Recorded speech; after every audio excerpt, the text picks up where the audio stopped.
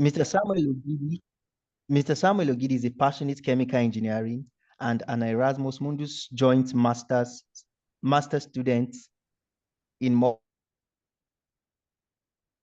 multi-phase system for sustainable engineering. He's a passionate, he's the pioneering president of Society of Petroleum Engineers, SP Foodsmina chapter, with a strong record, of leadership, mentoring, and volunteer service through platforms like SP and the Mathematics for Life Foundation.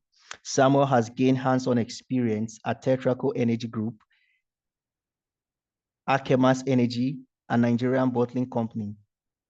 He has presented research at international conferences and received awards for academic excellence and professional contribution. He is deeply committed to seeing others grow and succeed. I would want to open the floor for Mr. Samuel Ogidi, but before he comes on, I will say I am someone who has benefited from Mr. Samuel Ogidi on a very one-on-one basis. And so I can attest to everything that is here and even more. This is just a brief. This is just a brief. So with a clapping ovation, or let's get the drum rolling. I want to see everyone clapping. Please make welcome Mr. Samuel Ogidi, or should I say Engineer Samuel Ogidi. Please put your hands together for him.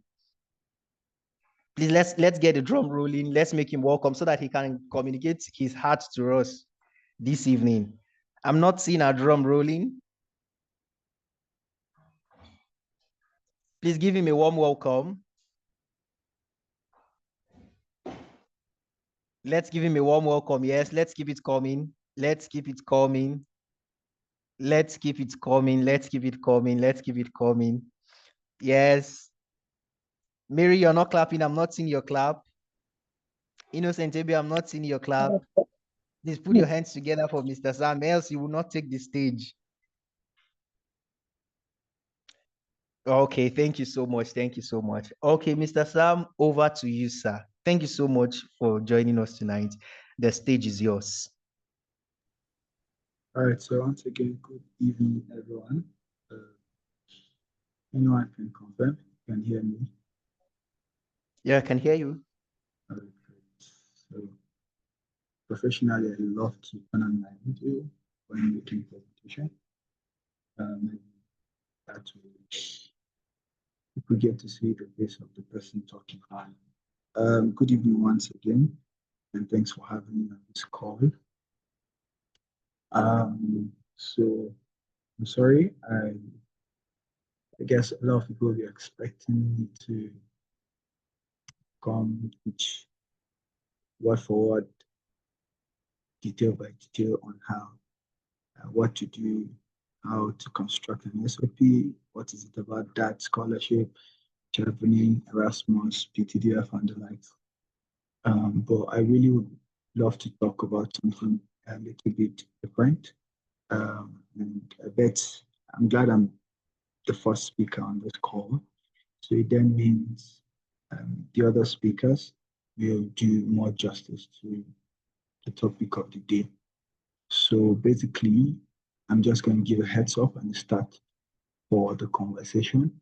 And this is me saying it to you that if you listen and apply these key things I'll be sharing on this call this evening, it will make it easier for the other speakers to flow.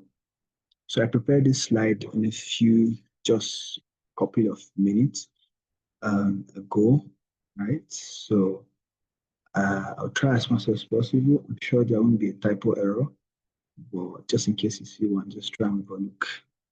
So I speak to you right now. My books are open here, so we study and then take a break to give back. So the topic given to me is understanding international scholarship, an overview. So the overview of global scholarship opportunity is what I'll be sharing. So I'll be sharing on basically 5 things. What, the why, the where, the how, and the when of scholarship. So it's important you understand this so that when my friend and brother Abel comes up to tell you guys about all the scholarships, it's going to pick a part of this and then respond to it. And when the other speakers come on board, I guess I saw a Chinese caller on the call, it's going to tell you how to go about that side, when to go about that side. But I'm just trying to set the pace for others. So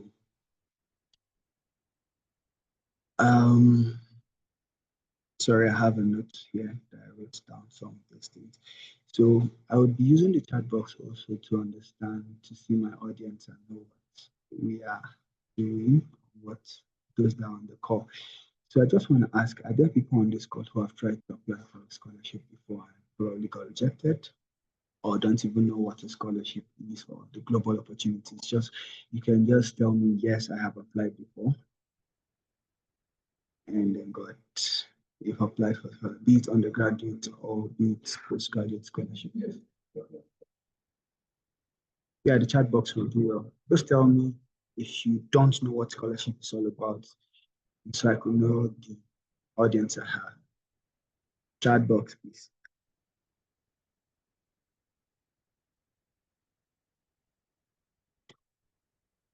Chat box.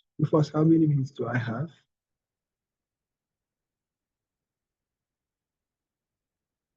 How many minutes? You have 30 minutes.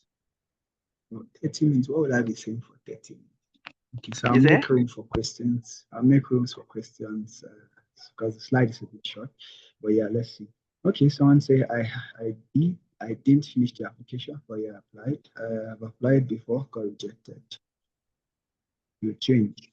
I had applied for undergraduate scholarship before. Amazing. I'm just getting ready for 2027. That's so far. That's so far. Anyways, maybe you're still an undergraduate student. Okay, it's cool. So next point for me is, let's see what we have. Where's my slide number? So the what? What exactly is this international scholarship? What is it all about? Like, what is international scholarship? So basically, it's an opportunity for people from other parts of the countries to go study in another country that is not their country.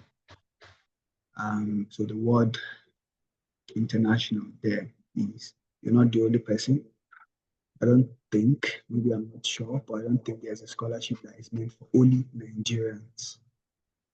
Okay, maybe the United States of America is just funding only Nigerians. No. But yeah, there could be Nigerians sponsoring only Nigerians to an international country. That's fine. But if we're talking about international scholarships here, we're talking about scholarship studies that are being funded by a country, a government, an institution, for people from different parts of the country, different part of the world, right? So not just one person. Secondly, the scholarship is to be fully funded, partially funded, it could be no scholarship, maybe okay, some partially scholarship, partially funded scholarships could be, say, the tuition fees are paid, you pay your tuition fee, you sort the rest of the bills yourself. There are other scholarships that cover for extremely everything. It's mentioned MasterCard pays you the travel, flying, give you accommodation, still give you stipend, still pay your tuition fee for a 1-year program in the United Kingdom. So it's very important to understand what this is all about. So of course the fully funded is there and the partially funded is there. Then there are other programs that have been funded by the university, or a lecturer who gets a grant can decide to take up a student to be doing a master's and be helping him or her and maybe take to the house or do a lab work. Right? So that's for you to. Next, so why go through all this trouble? Now, the word all there that I wrote is because you understand other things that it's not really, someone's hand is raised up. Is that the first? Okay, yes, sir. Sorry, please. Your audio is not clear, and I guess some persons are trying to finding it difficult to hear you. Sorry It's about not that. it's not audible enough. Okay, it's not audible. Hmm. Yeah. Ah, let me scream. Hmm. Okay, 1 second. Let me rem.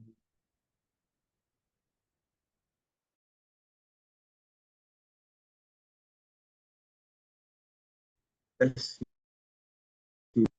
Let me know if it's audible now. Just let me know, is it audible? Am I Okay. audible? You can. I think it's a bit clear now. A bit.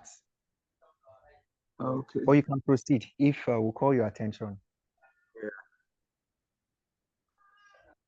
Wait. Mhm.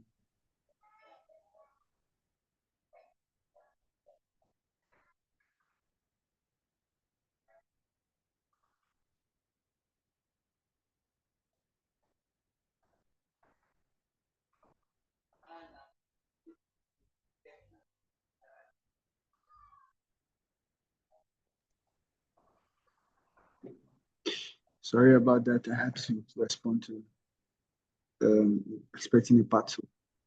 So, um, why go through all this stress? So you're going to understand why you are going to go through the stress of making this application, because the truth of the matter there is that it's not always easy. It's not a plug and play thing, right? It requires a lot of stress. It requires a lot of time. I remember during my time while I was doing my application, I was doing my NYC, and then I had to stay back at the office, even while work had closed. Everyone had gone home, stayed back at the office in Lagos. So you could imagine traffic and the likes. But then I had to still stay back sometimes 9 p.m., sometimes 8 p.m. Right, everyone had gone, just me and the security personnel. I stay back. I review my SOP, I do applications, and it paid at the later on, right? Sometimes I still get to the apartment because I was squatting with somebody, an NYC candidate, like NYC person. I was staying with friends, senior friends, and oftentimes because he usually sleeps with the light turned off, so the screen light of the laptop is supposed to be making him feel uncomfortable. And of course, you can't carry your problem on somebody's head. Right. So I'm sharing this story for you guys to just know that it's not a plug and play thing. So I will have to go to the storeroom, like the entrance, and sit down there. There's no chair, there's no bed. So I use a soft material put on the floor and then relax on the ground, my back on the wall, and I'll be there till sometimes 3 a.m. trying to review my stuff and all. And I still have to wake up early, 7 a.m. because I was on the island as at then before I then moved to the mainland. I mean, moving to the mainland and staying in Copper's Lodge, can imagine the stress of staying in Copper's Lodge where you have to pray, you have to do several activities, and then you have to keep your focus, your vision, your dreams alive, notwithstanding the stress and the things you go through, right? So why go through all this trouble? I mean, just for scholarship. I tell people if you really want a scholarship, then go for it. It's not really it's not cast in stone that everyone needs a scholarship to make it in life, right? I mean, I got a very dear friend of mine last night who shared a very beautiful message with me, and it was really amazing. People get lots of jobs, people get international offers, not just education. So you have to know why you are going through the stress of making international applications, because it's really tedious, right? It's really tedious. So there's a need for you to understand the why of why you're doing this, right? Yeah, of course, it opens you up to global opportunities, opens you up to international high standard education, right? Currently, I'm in Technical University of Munich in TUM, that's in Munich, Bayern Munich, that you know, in Germany. And if you've seen the recent ranking of QS and Times, you could see that TUM is the #1 university in Germany, #1 university in all the European Union, aside UK. UK is not part of European Union. Then it is the number 22, I think 22, 27, I don't know, I can't remember the exact figure, in the world. So you're schooling in not just any kind of school, you're schooling in top world university. So yeah, international opportunities opens you up to gives you room, open doors for global opportunities. So yeah, it's there, right? That's part of the why. And then you're investing in yourself, right? You're having another degree. If you go for, let's say, you got PTDF to study in UK, you're getting a master's degree fully funded. Any company would want to take you because seeing that another people can entrust thousands and hundreds of thousands of dollars, of euro, pounds to fund you, then you really are worth that. I mean, if you do your calculation of how much Erasmus pays a student, not the monthly stipends. You know how much is the health insurance? You know how much is the school fees? Hello? I mean, just to give you a rough breakdown, right? A school in France, IFP, France, if you're funding yourself, you pay 15,000 euros. If you're being funded um, by a company, you pay 30,000 euros.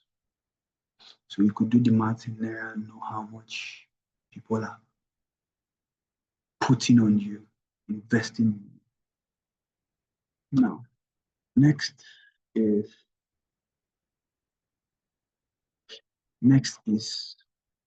where.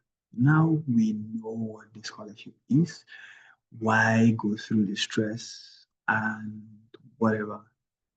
Where can you find these opportunities? Why I'm going through my presentation this way is because it will save all of us lots of stress. On LinkedIn, you get people ask you strange questions. I mean, sometimes people want to say, oh, come on, be human a little. Why it's easy for a Nigerian to typically say, you don't want to help me, or because you're in abroad now, you're feeling.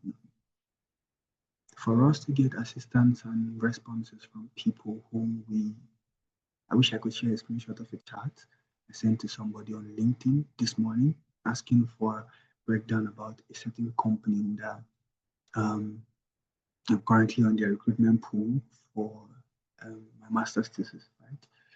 I needed a breakdown. If you see the way I constructed the question, very short and straight. Oh, after giving introduction and all and saying this is the reason why I am reaching out to you, then he then said, okay, how do we proceed? Then I wrote, number one, I want to ask, what are the this. Number two, so that the person who picks your message will get to respond to you with all their heart. But this is the kind of message people send. Oh, hello, hi, my name is this, I mean this and that and graduate of all this stuff, all right? And I'll say, I want to apply for the Erasmus Mundus scholarship. Give me tips. And I'm like, if that was how I also went through it, then it would have been so easy, right? It takes nothing from a person who is passionate about something to go on Google and do a search, watch YouTube videos, and then definitely you can't get all there is. In fact, I know of somebody who was applying for this Erasmus, got to the, I think, interview stage, and we had no idea. We had no idea. We only got to find out after selection has been made. And then we asked him, who were you talking to? Nobody. So there are people who have gone through this process on their own and they're successful. Fine. There are people who going through it. There's just a little spice it could add where someone who is experienced will just add to you and just make something well clear for you. But you have to do your work. Where can you find this opportunity? Online, on YouTube. ChatGPT self, as basic as that. ChatGPT can help you with links and things where you don't even have much of idea about. Google is there. YouTube is there. Yeah, if I'm not mistaken. Well, let's just keep the number average. There are over 500 scholarships that you can apply for. There are country-based scholarships where the country is one funded. There is institution, all these things you guys you find on the internet. So a person cannot just come to me and tell me, I want to apply, I want to go for a master's degree in Europe or in UK or in the US. So what should I do? Go on now if you want to. But if you come to me and tell me, oh, I'm currently applying for the Erasmus Mundus Joint Masters Program, I chose a program called Chemical. In fact, good news, you guys, in case you want to hear, I found a new program that's the first cohort. So, giving you guys privileged information, the first cohort for the program will be the current application that is open. It's for chemical and biochemical of biological and sustainable something engineering. So it's an advantage for you to be the first persons to apply for it. I think you will be able to scale through. So go read it. It's on Erasmus catalog. So it's easier for you to come to me and say, oh, my name is this, I'm a student of this, I have a background in this and that. Okay, I'll be applying for the Erasmus Mundus Joint Masters Program in this program. And I realize that you have you are an Erasmus scholar. Okay, so I've gone through the program's catalog, I've gone through the requirements of the program. Please, can you confirm to me, is it really necessary for me to in fact, anybody who asks me, is it IELTS, is it compulsory? I tell you, still go and read your programs because some programs ask for IELTS, some don't ask. So I can't tell you it's cast in stone. But when you ask specific questions, okay, I have watched several videos, I have done this, I've done that, I've been able to craft my SOP. Can you help me review it? Trust me, I'll sit down with you on a call for 2 hours and we'll review it. We'll review it together. But you come to me and tell me I want to apply for Erasmus Musical. What should I do? You don't know where the website is, you not search, you don't, and these things are on internet. The other speakers on this call now will be sharing information, a lot of information, and what people are supposed to be doing is to pen down some of these things. When you go back home, then you now go and start doing your findings. Okay, what did this person say? When you're not able to get it, then you can reach back to the person and the person will respond to you, not telling them to, can you share the link, sir? Please, what link are you talking about? Can you share oh, come on. At this age, this internet age. So these informations are everywhere on the website. Erasmus is on Erasmus website. That scholarship for Germany is on that website. Chervini scholarship, every detail is on Chervini website. Commonwealth shared scholarship is on Commonwealth website. PTDF is on PTDF website. Right? A PhD offer in the US has different routes. You can go through cold emails, you can go through applying to the university, you can go through reaching out to the professor directly, you can go through different grants. You want to go to Canada, there are different scholarships. MasterCard is on MasterCard Foundation Scholarship. The Switzerland is on Switzerland government scholarship. Italian government scholarship is on Italian government website. What's it called? Turkish is on Turkish government website. Russia is on Russian school. Everything is there. Orange scholarship is there. Which other one? Erasmus Plus is also there. Partially funded is also on the website. Which one again should I ever mention that I haven't mentioned? A lot. It's everywhere on the internet. Your Google will do the work for you. Guess what? How do I write an SOP? How do I do this? Type it on YouTube. You will see 50 videos, 20 videos, 100 videos. People use this to make money, right? And you can do it to also patronize them to watch those videos. Maybe those videos might not do. This is me, newsflash. When I sat down to write my SOP, I sat down and I used somebody who graduated from my school, biology department. And he's an Erasmus scholar. I think Don, as I did, he did a video. He sat down word for word with his SOP and then was reading it out and was explaining what each line meant on YouTube. I sat down on that YouTube video. I watched it, I guess if I'm not mistaken, I watched that YouTube video, if not more than 10 times. I wrote his SOP back on my laptop. I divided my laptop screen and I wrote it back to get my point. And then when I saw the structure of how he went through it, and I saw, okay, this is it. Okay, he talked about the program, talked about himself, then talked about what he has done, talked about what the program will do for him. Internet. Let's proceed. When should I begin? A good question. I saw someone on the call said 2027. When do you begin? Today. Not next year. Not next month. Go through. There's a lady, one of my juniors in school, who reached out this morning, this afternoon during break, and then we had a call. The person is not applying. What she just did after we had a conversation was went through the website, checked everything, the requirement, drafted a full draft of what she needs for the program, then started writing an SOP. Now she's not applying. No, and she's not applying. That shows the level of person who really wants this thing, right? So you want a job tomorrow. Like I was on a call, a webinar on the 15th of October, right? For the Society of Petroleum Engineers, foot meters chapter. I'm almost saying section because the chapter is almost like a section now, right? And the speaker said something. He said, you want to work in Shell, you want to work in ExxonMobil, then you should start practicing the aptitude test questions now. The danger or the mistake the company or any recruiter will make is inviting you for the aptitude test because you will smash it. That's how a forward-thinking person is. You want to apply for Erasmus scholarship, then you should start understanding.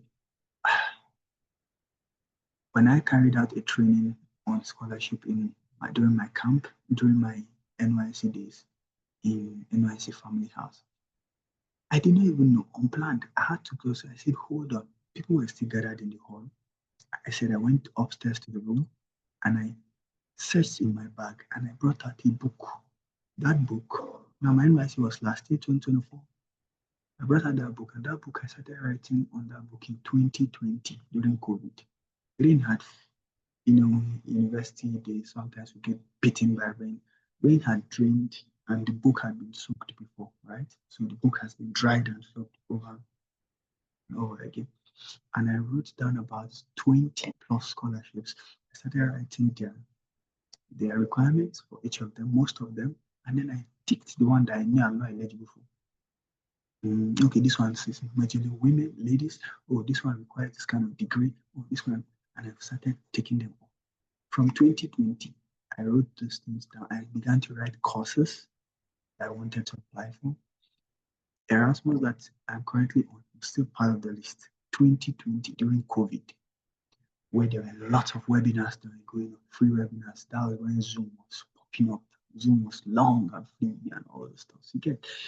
So the plan started then. And that's why how God helped me, channeled it. I knew the time I was going to serve. I planned it that immediately I'm serving, I'm either starting a job or I am leaving for my master's. And all things work together for my good, to the glory of God. So start now. You go and find, it's not when you don't even have a passport and you're thinking of scholarship. Really? You're done with school and you don't have your transcript. Why is it still in school? Why is the transcript still in the university? Are they using it for anything? No. Get these things. Your little money, get it. And go and get this thing. IELTS, is it compulsory? It's not compulsory. Read for it, write it, and keep it. And then tell yourself, IELTS expires after 2 years. Why not tell yourself that within these 2 years, I should have gotten a scholarship? A friend, Abel, sent us a link recently on our group chat where a lady said she wanted to go to like, I don't know, Abel, if you can pull up that link and maybe share it on the chat box. It will motivate some people. How she planned what's it called, a scholarship journey till she got into MasterCard Foundations in the UK, University of Edinburgh, right? So the plan when she started long, where she was even using her NYSC money to get transcripts, to apply for certificates, using her money, her company was paying her to buy, to go and do passport. So guys, you don't need to wait 2027 because you wait 2027, stress will be more on you. I started taking trainings or teaching about how to write a CV from my 300 level. in the university CV. Did I have a job? No. Do you get my point? So it's preparation that matters, right? Thank you, Abel. So the link is there. Don't click it and leave the meeting and go to Instagram. You can save the link maybe later on. You can click on it. Then finally, my last point is how then do I create a winning application? How do I create a winning application? So this will be my final point. Now that you know what the scholarship is all about, you know why you want to go through the stress, and then you know where to find the opportunities, and then have a time, thanks to most of my mentors who told me to plan my life, gave me 5 years plan, 5 years, set a 5 years plan for yourself, and all that structure. How then do you create a winning application? Put all these 4 things I've said together. That's how you create a winning application. Simple. Just simple. Put them together. Understand what a scholarship is or what every scholarship entails. If you ask me full details about Cherubim, I can tell you subsurface knowledge about it. I might not know in depth until I sit down on it and get a grasp about it. Then, having understood all this, I tell some people about something called Miro. When you, Bible speaking, sorry guys, but the scripture, Bible, in Christian, of course. So the Bible says, as we behold, we become. We are changed from glory to glory, right? So looking unto Jesus, the author and finisher of our faith. So you look at something, you become. If Jacob could paint stripes on something that looks like animals, and then the animals could look at it and be able to picture and then recreate that. It means you can look for somebody who has channeled through this path. Look at the way the person did it. Don't copy, but understand the strategy, understand what the person did, and then shoot. Then you keep on going bit by bit. These things are possible. One thing I have that often motivates me or keep me going is that if Abel has done it, I can do it. If Rufus has done this before, I can do it. If Adeboye has done this, I can do it. Then guess what? If it has never been done before, I'll be the first person to do it. I'm always, that's how I think. I don't think low of myself. So do your research, find out most of these details, connect to people, then you can then mirror this thing, and then you'll have yourself celebrating in any time soon. So thank you guys. I hope I didn't bore you. I hope I've been able to do justice to scholarship journey. I mean, if we want to do full-blown Erasmus scholarship application process, you can spend 1 hour on the call. I'll share my screen, open the website, go through it. These are things you guys can do and get also online. So thank you once again. I'll take your questions, and I guess other speakers too on the call will be able to respond to direct questions regarding any scholarship, be it Chevrolet, be it Erasmus, be it Commonwealth, be it whatever. You can also ask me too. Thank you, guys.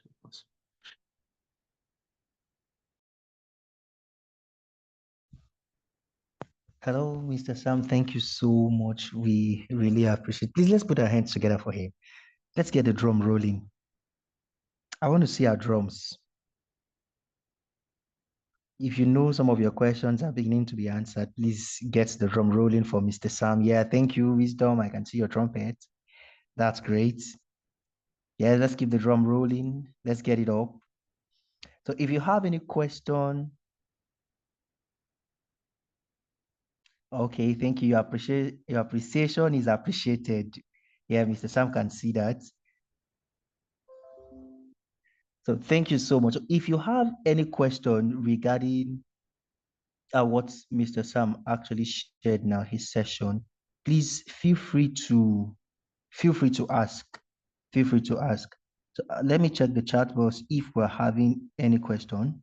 And while I'm checking for questions coming in, I would want to know, please, ma'am, if you are on the call, kindly indicate so I will know you're on the call. Mrs. Promise, please, ma'am, are you on the call? She's supposed to be next. I want to verify she's up so we can Yeah, have a she's on the session. call. She's on the call. I guess she's trying to meet herself. So I could see her on the call. Okay, okay. Thank you so much. So, is this a question? Can I apply for scholarship before I'm done with undergraduate, like first semester left, or like a semester left rather? Mr. Sam, please, there's a question here. Can I apply for a scholarship while I have maybe rounding up my first semester and I'm going to the second semester? Can I apply for scholarship? So again, I'll say yes. And the yes is because I've seen this happen before, right? My program, we had about 3 students who were still students. The program just clearly states that you should be done with your school before the start of the masters. So usually in Europe, all masters, all starts in September. Yeah, September 1st, September 2nd. That's when school starts in Europe. Although some programs resume earlier, maybe August, right? Maybe for summer school or one or two things, right? But yes, you should have finished school before that time and have obtained your certificate. So maybe what you sent to them,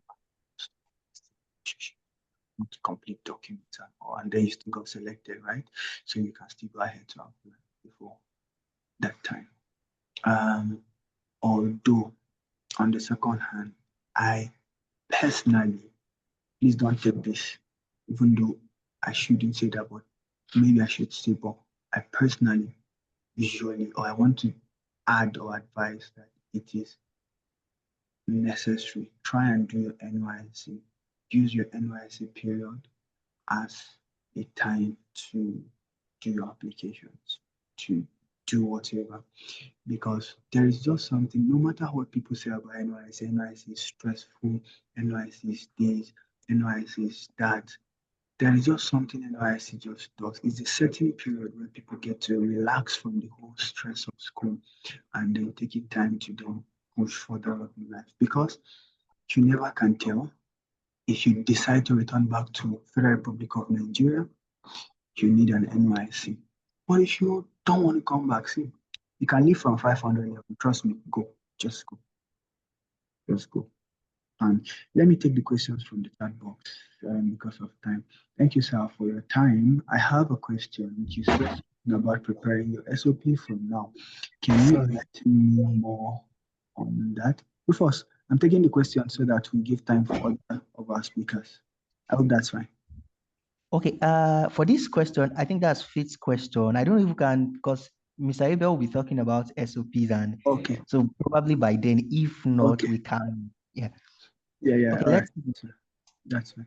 Then the next one is, I have a question, Mrs. Lam. Would you advise me to get my student transcript personally? It costs 15,000 naira, while international one costs 25,000 naira, and you must select the school you're sending it to. Also, yeah, for this person, you can reach out to me. You can reach out to me, get my contact from anybody, and then I'll respond to this question. Some things are not to be said online.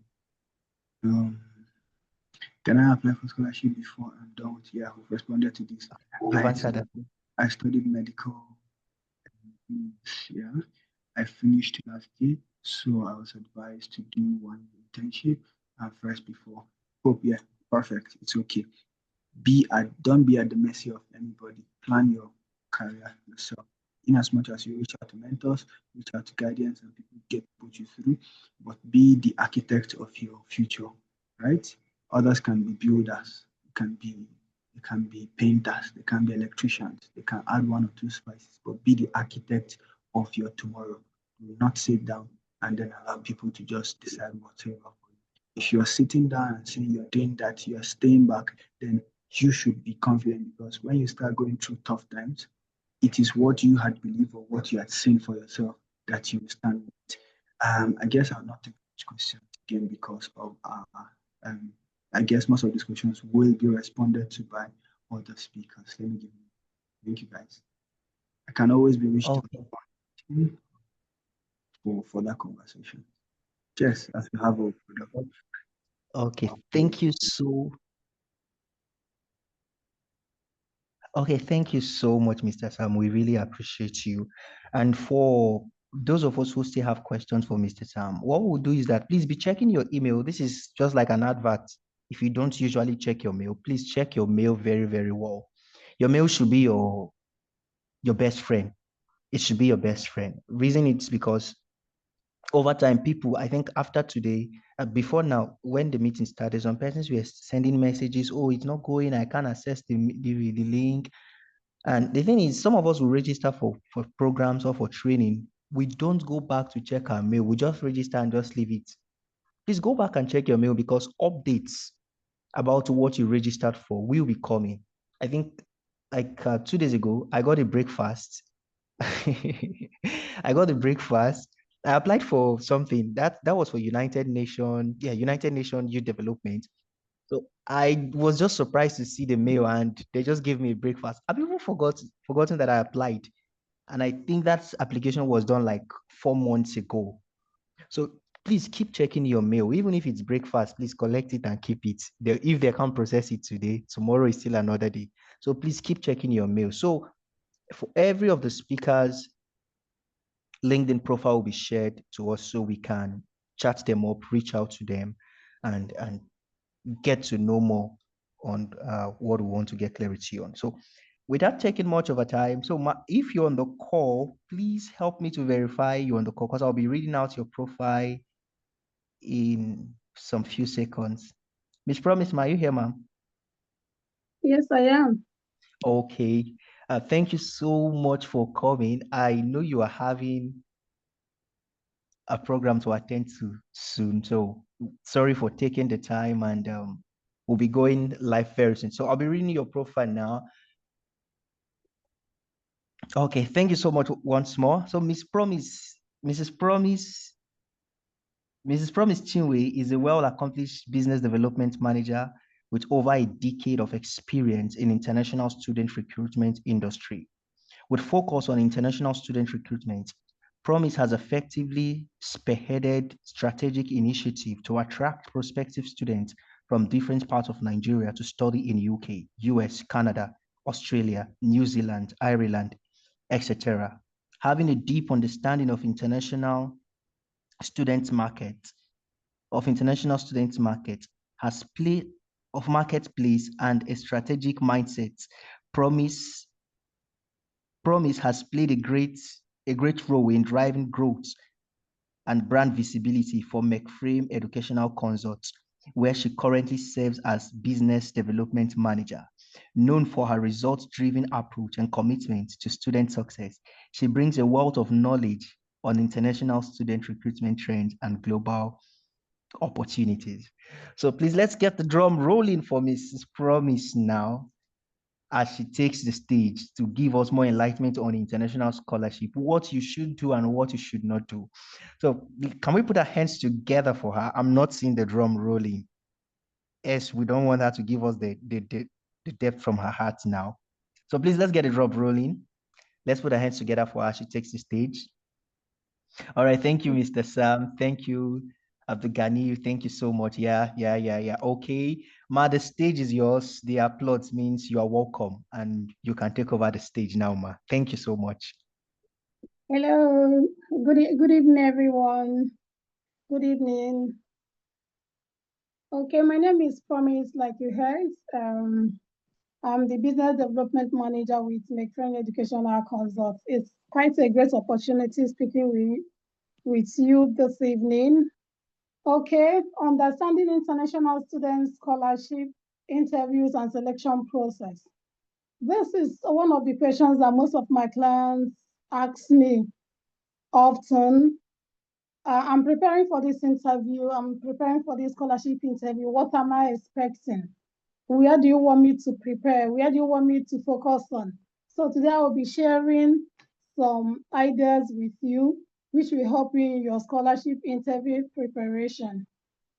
First of all, I want you to understand that when you are invited for an interview, after the application process, you are invited for an interview. The scholarship the body has seen that you have what it takes.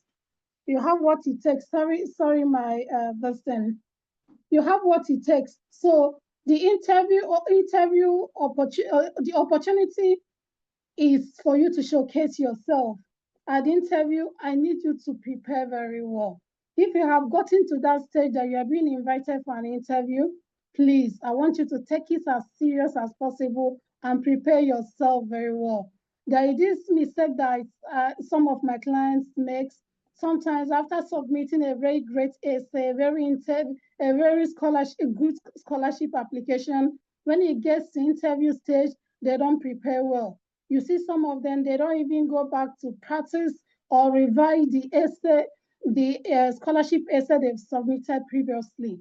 So I want you to know that it's a very serious business. Once you've gotten to that stage that you are being invited for an interview, please take it serious.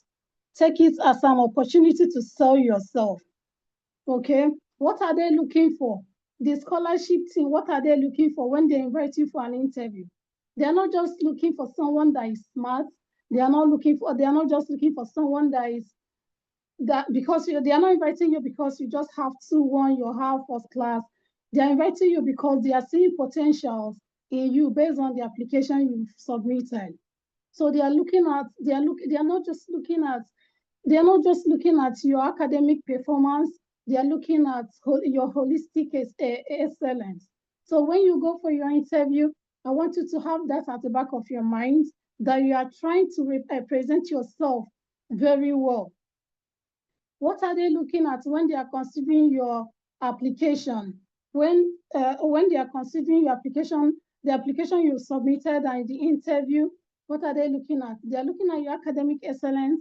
Yes, you need to prove to them outside having a good result. You need to prove to them that it's not just about having first class. It's not just about having 2-1. You need to prove to them that you are good enough.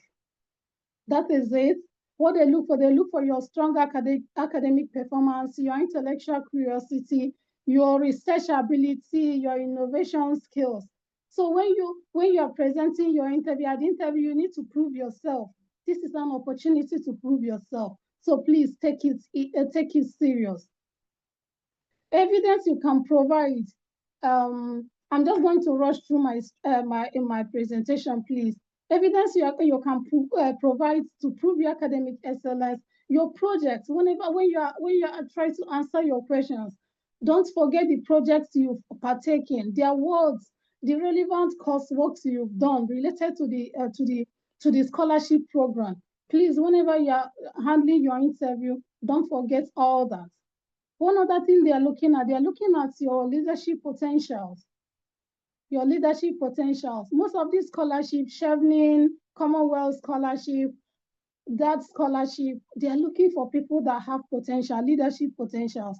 So you need to prove to the interviewer at the interview stage that you have leadership potential. They are looking at, what are they looking at? They are looking at your initiative, your influence, your problem-solving skills, your resilience as a person. So whenever you are trying to answer any question, try to bring in the leadership roles you have played in, the projects you have led, the mentoring opportunities you have undertaken, and if there's advocacy programs you have undertaken, you need to bring that in. Another thing they are looking at is your community and social impact. Most of these scholarships, we understand that it's not just about for you alone, it's about for you to develop the opportunity, the skills, and the knowledge to use it to make impact in the society. So what are they looking at? They are looking at, based on the application you've submitted, they are looking at your commitment to public goods. You are looking at your willingness to use whatever knowledge, the skills you are going to gain from the scholarship program to make an impact in the society. So when you are handling your scholarship interview, it's an opportunity for you to let them know the volunteering opportunities you've undertaken, any NGO work you've done, initiatives you've started, the social impact you've engaged in. Don't forget that. Another thing they consider is your global mindset and your cultural adaptability. How willing are you to embrace global challenges? How willing are you to use whatever you are going to learn from the program you're applying for to collaborate across cultures, across borders? They're not just looking at someone that has a fixed mindset. They're looking at somebody that is willing to embrace global challenges, and you want to build yourself up to provide solutions to those challenges. Another thing also, when you are preparing for your scholarship opportunity, a scholarship interview, what are your visions? What are your career goals? Or what do you plan? Where do you plan see yourself in the next 5 years, in the next 10 years? You need to bring that in. A clear career plan is what they are looking for. So whenever you are answering your questions, you need to make it clear. Your career plans also should align with the purpose of the scholarship program you're applying for. So please make it clear when you're attending your scholarship interview, make it clear. Let your career plans, your career goals align very well with the scholarship opportunity you're applying for. When you're preparing for your scholarship interview, have your goals well defined. What are the development impacts you have undertaken? Please always highlight that when you are attending your scholarship. So I'm going to be taking some of the few questions, likely questions, depending on the scholarship you are applying for. Different scholarships, it is very important you research the scholarship very well. Research scholarship you've applied for. What's the process of the interview? It will help you in preparing. So I'm going to be giving like a general questions, like common questions they normally ask, and I see my clients go through. One of the questions that come up is always, tell us about yourself. Those particular questions, this particular question, tell us about yourself, the interviewer is trying to understand you very well. Just know that the interviewer is trying to understand you. And how do you structure your answer? Before the interview, you must have, like I said, you must have submitted your scholarship application. You must have written your essay. Like I mentioned initially, it's always good. Go back to the essay you've written so that you don't forget. Let your answers be aligned with this scholarship essay that you've written. Tell us about yourself. How do you answer? How do you approach this question? Start by your present. What are your academic and your professional background? Where are you now as a person? In terms of your academic and professional background, where are you? What are your key experiences? That's your past. What are your key experiences that have shaped your interest? That is one of the things you are expected to capture in your answer. Then you now talk about your career goals and how does the scholarship you are applying for fit into your career goals. So when you are asked the question, tell us about yourself, know that you are expected to talk about your academic, and your professional background. You're expected to talk about your key experiences. You're expected to talk about your career goals. What are your goals? How does that goal fit into the scholarship you are applying for? You need to research very well. You need to research the scholarship you are applying for. You need to check the website. You need to check their LinkedIn page. You need to do a proper research. Check out their social media handles so that you understand what they are promoting. So that whenever you are writing your essay, you are attending your interview, your answer should be in line with what the scholarship stands for, what the scholarship is all about. I see most of the mistakes that people make is maybe they apply for a scholarship without proper research. When they go for the interview or when they write their essay, the essay seems to be different from what the scholarship actually intends to achieve. So it's actually very good to make a proper research. Whenever you want to apply for scholarship, see some opportunity. This is an opportunity and I want to make use of the opportunity. Please do proper research. And when you have submitted your application, when you've submitted your scholarship application, always go back to research the scholarship body. Do a proper research, especially when you are preparing for an interview. Do a proper research. It's very, very important so that your answers will be aligned, with the goal of the scholarship. It makes you to stand out. Then one of the other questions they ask, why do you want this scholarship? A lot of people tend to be desperate when approaching this answer, tend to be desperate. It's not a time to start talking about, oh, because I cannot afford it and all that. No, that is not what your interviewer is looking for. That's not what they want to hear. They don't want to hear about how you've been struggling financially, you really want to study, but you've been struggling. No, they just don't want to dash money to anybody. They want to invest their money in someone they know that have the potentials. So when you're asked, why do you want this scholarship? Please know that it's a time to prove yourself. It's a time to prove yourself. How do you approach this question? What do you want to achieve? The purpose of the purpose why you are applying for the scholarship. What do you want to achieve? Your why. What is your why for applying for the scholarship? You need to figure that out. Why do you want the scholarship? Why do you want them to invest in you? Why do you want the scholarship body to invest so much amount of money in you? How does the scholarship values, how do you fit into their value system? That's one of the things they want to see. That's one of the things they want to see from your response. But you can only know this when you have made proper research, when you have prepared yourself very well. And how will you apply the knowledge you will gain from this program to create change? Like I said, most of the scholarship is all about bringing change to your community. How will the scholar, if they invest a lot of money on you, how will this benefit the society? How will it create change? You need to be able to bring that. You need to be able to prove that to the scholarship body. They don't just give out money because, oh, you really need it and all that, especially when it has to do with full scholarship. They want to see that, yes, you're actually ready. They want to see that, yes, if they invest in you, you are going to turn back to bring change to the society. One of the questions also is, describe a leadership experience that you have been engaged in. One of the key thing about scholarship selection from the experiences I've had, you really need to prove that you're a leader.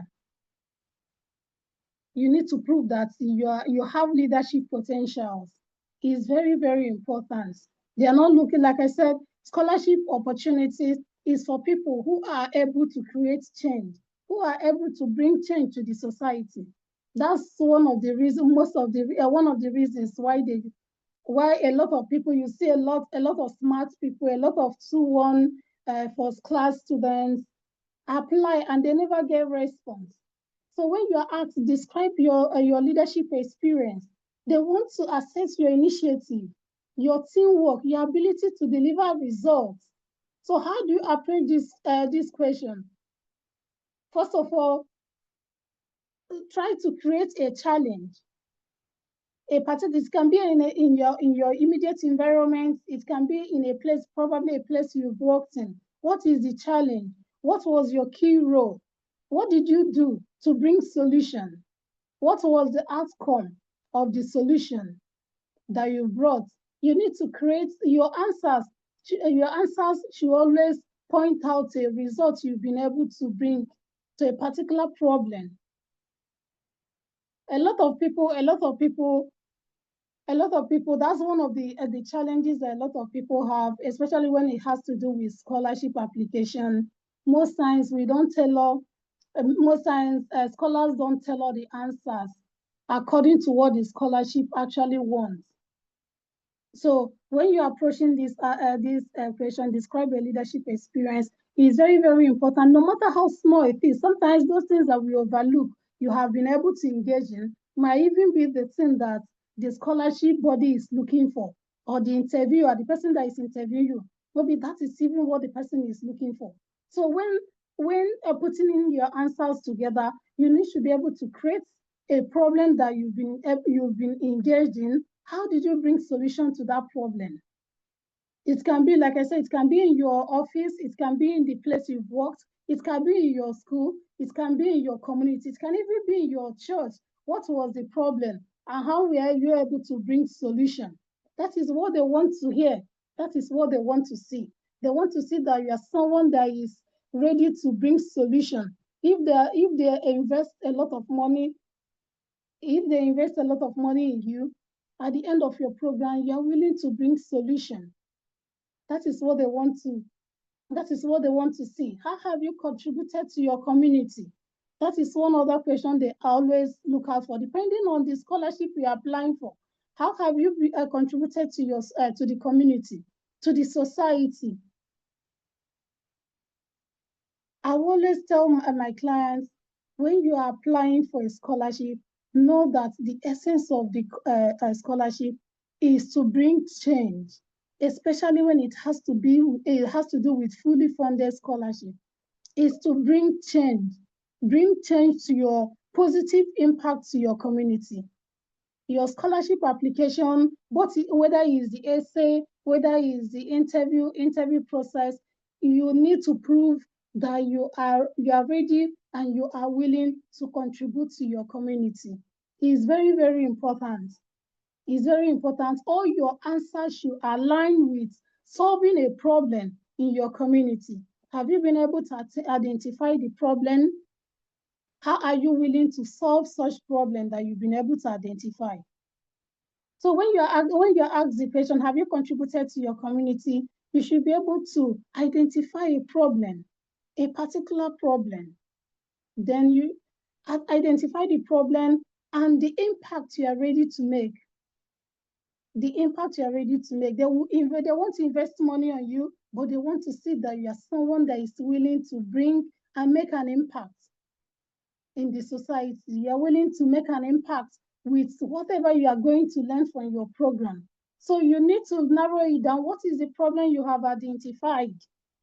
What is the problem you have identified, and how are you willing to make an impact concerning that problem you have identified? You need to figure that out. Another question that I see most of the time, what are your future goals and how will the scholarship help you? Remember, I tell my clients, one of the goals of international education is to study and go back home. Study and come back to your country and make an impact. That's one of the essence of international education. So when they ask you a question like, what are your future goals? How will this scholarship help you? Please know that they are asking you, how will you bring, like I keep saying, it's all about making an impact in the society. They want to check your clarity. They want to check your alignment with the development impact the scholarship is trying to provide. How do you handle this question? Immediately after your studies, what are your plans? What are your career plans? What are your career plans after your studies? Are you planning, okay, you are applying for Chevening scholarship and you are telling them after your studies, you want to stay back in UK and get a job. No, you need to research the scholarship and know that, have it at the back of your mind. The essence of giving you the opportunity to partake in the scholarship is for you to finish and go back to your country. So when you're answering your question, you should understand that. If you understand that the essence of giving you the scholarship and giving you the opportunity is for you to make impact in your country. So you have to narrow your answers based on that. What are your career goals, your short-term career goals? Immediately after your studies, what do you intend to do? What are your mid-term career goals? What are the things you want to achieve? Maybe let's say in the next 2 years, 3 years, 5 years. Then what are your long-term career goals? You need to factor that in. What are your mid-term, long-term career goals? How do you intend to contribute to your community? How do you intend to contribute to your country? Those are the things they want to know. How do you handle challenges? This is another question they ask. How do you handle challenges? How do you handle failures? They want to test your emotional intelligence. They want to test how resilient are you as a person. So when you're answering this question, you should be able to talk about the challenges. We are human beings. We face challenges. What is that particular challenge you faced? How did you handle it? What was the outcome? And what did you learn from it? What did you learn from it? So you should be able to fine-tune your answers to narrate. You should be able to fine-tune your answers to narrate the challenges you face, having it in mind, considering the particular goal of the scholarship you are applying for. So please fine-tune your answer. Then the last question, why should we select you? You need to sit down and think about it. Out of thousands of people applying for the scholarship, why would they select you? Why would they invest so much money in you? You need to talk about your academic excellence, your leadership skills, your official community impact. You need to put all that together. When you're asked you're asked the question, why would they select you? It's an opportunity for you to put these three things together: your academic excellence, your leadership skills, your community impact, the impact you want to make at the end of the program. So please, when attending scholarship interview, it's very, very good. It's very, very good to prepare very well, appear confident, practice very well, practice as much as possible. Depending on the type of interview you are attending, is it a pre-recorded interview? Is it a physical interview? Prepare very well. It's very, very important. Prepare, rehearse your answers very well. What are the things they look out for? They want to, it's not apart from your academic results, your academic excellence, they are looking at your clarity of purpose. They are looking at your authenticity. They are looking at your global outlook.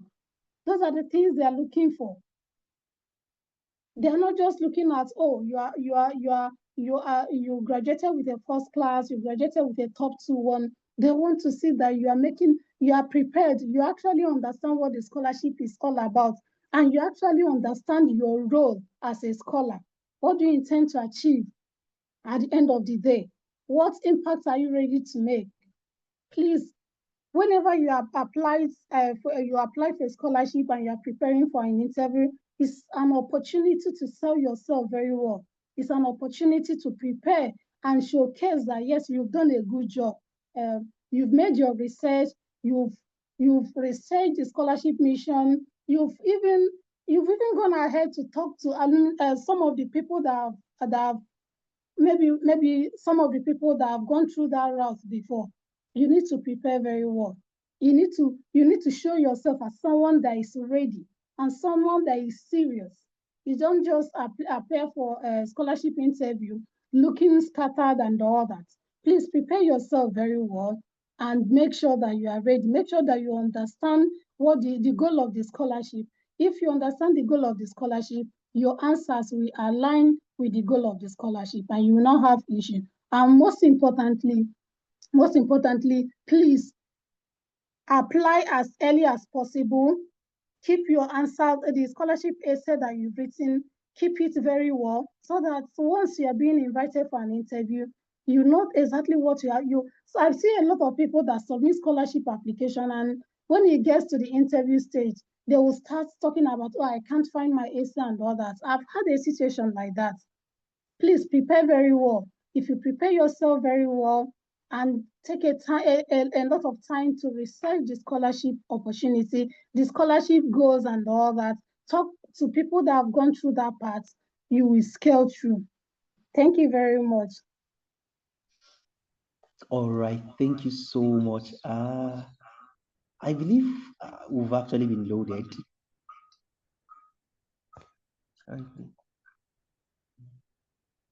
I believe we've actually been loaded. Please, if you have any question, kindly drop your questions on the chat box because I guess she'll be leaving the call shortly because she's having something else to attend to. So if you have any questions, please drop the question, drop the question, drop the question. And meanwhile, while the questions are coming in, let's give her a round of applause. Please put your hands together for her. The thanks are coming out, ma. Thank you so much. Thank you very much. You're welcome. We're You're grateful. welcome. Appreciations are coming. So please put your hands together for her. Put your hands together for her. And if you don't want to clap, let me give you reasons why you should clap. Some of these persons actually have schedule to attend to after now. And some of them were just coming out from a very busy and tight schedule. I know we all had schedules, but some of them actually are dealing with academics. And you can see the price that they are actually paying to come and give this to us. And this is absolutely for free. And you've heard them talk about community service, you've heard them talk about volunteering. When I read Mr. Sam's profile, you heard volunteering and mentorship. Yes, you heard that. And when Mrs. Promise was speaking now, you also heard her talking about community service. What impact are you going to make? This is them making their own impact. Please put your hands together for them. Let's get the drum rolling for Mrs. Promise. As we get ready, please put your questions up. Put your questions up while the drums are rolling in for her. Any question, any question, any question? If you have a question, please put it up. If you have any questions, please put it up. I'm still pulling the floor so we can have questions if you have any. Okay, I'm seeing Jumble's question. Let me quickly get to it.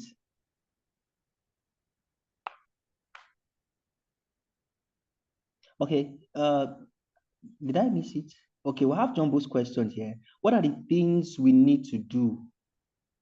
What are the things sorry, please. What are the things we need to do for we that are still undergraduate and have plans for graduate school? Okay, this looks like a general question. This looks like a general question. Okay, if you want to answer that, let me just read all the questions out so you can take all of them at once. Then what are some huge but neglected mistakes applicants make that lead to disqualification? Okay, I guess she answered that, but she would still throw more light on that.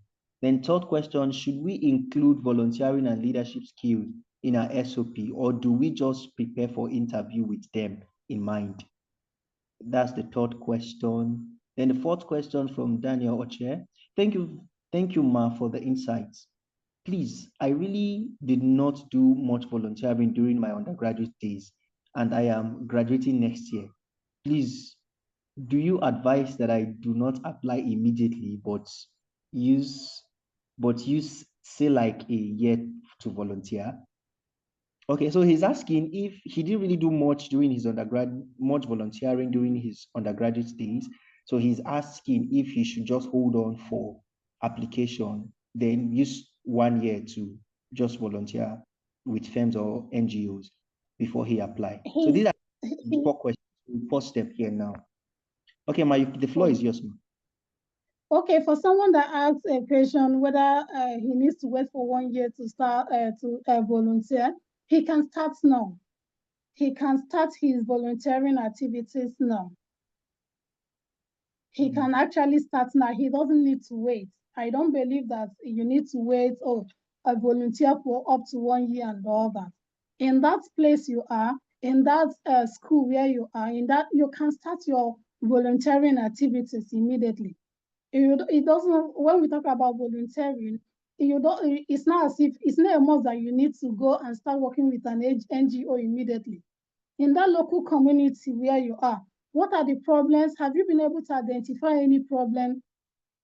Have you been able to identify any problem in your immediate environment? Then what solution are you bringing? when we talk about making an impact, it can be as little as, okay, there are children in my area, I want to start teaching them English. I did something like that when I was 7. I looked around me, I saw that there are children around that, because I served in the north, the situation of the community and others. In the evening, every evening, I'll gather them and start teaching them.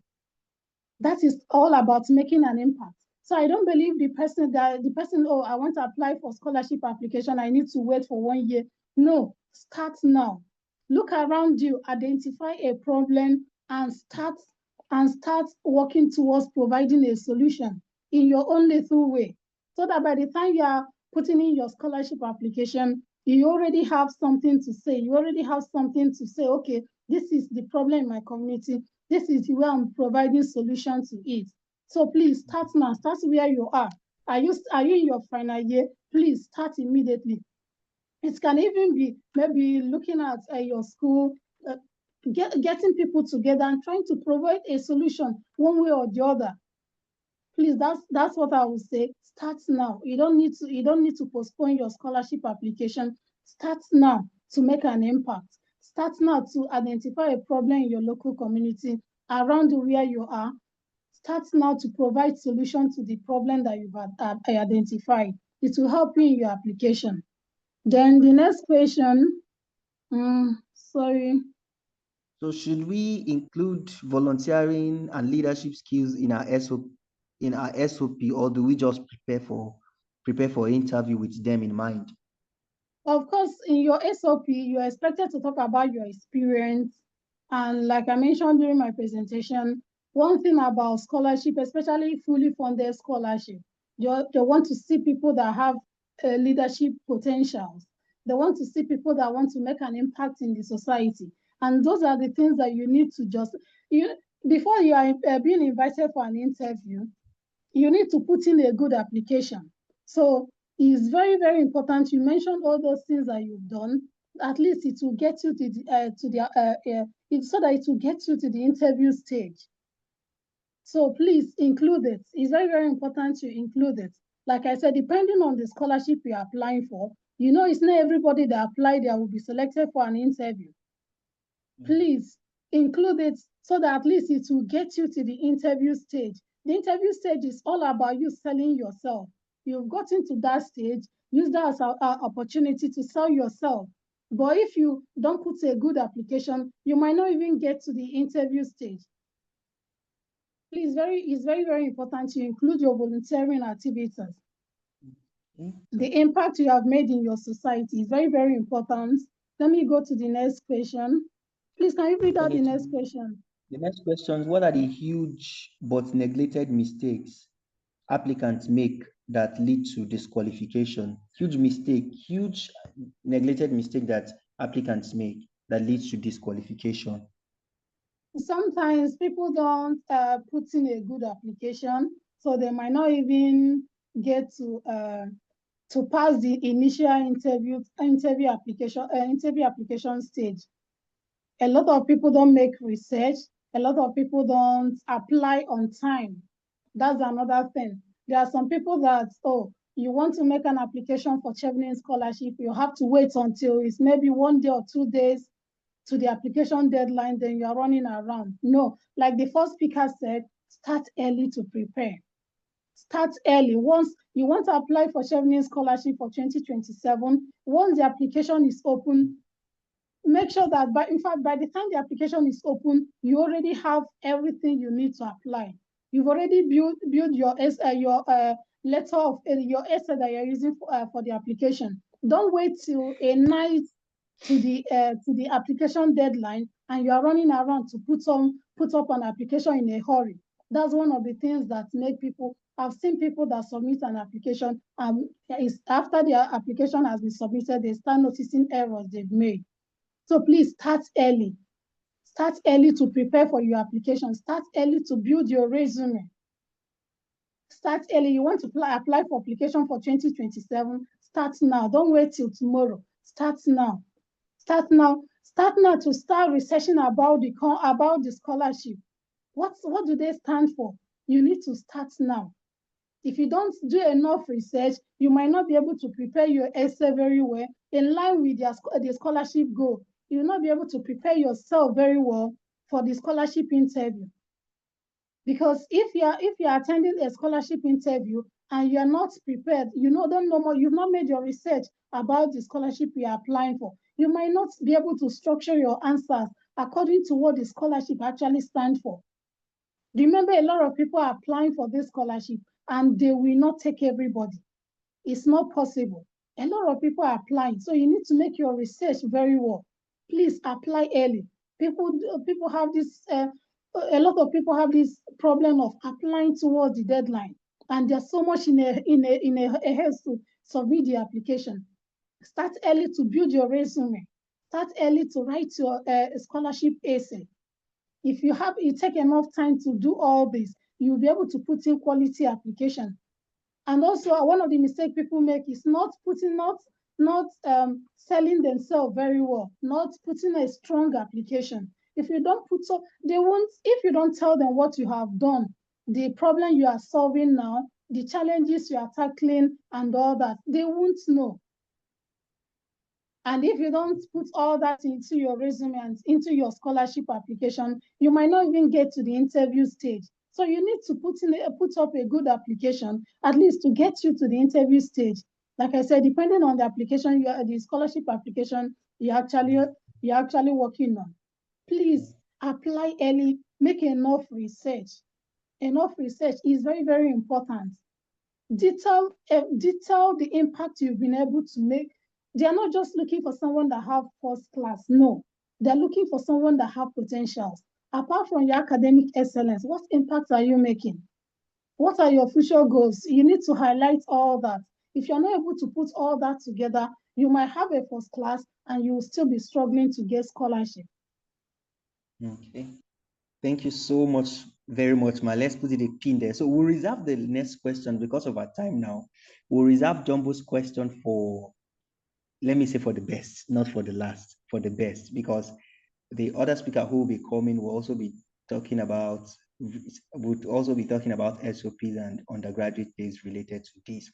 So Jumbo, please, hope you don't mind. Thank you so much. All right, please, let's put our hands together for Mrs. Promise A04. Thank you so much, Ma. We really, really appreciate you. And Thank you very much. Without taking too much of our time, please, if you want to give drum roll, give the drum roll. Let's give it to her. Drop the rose and the flowers. She deserves it. Thank you very much.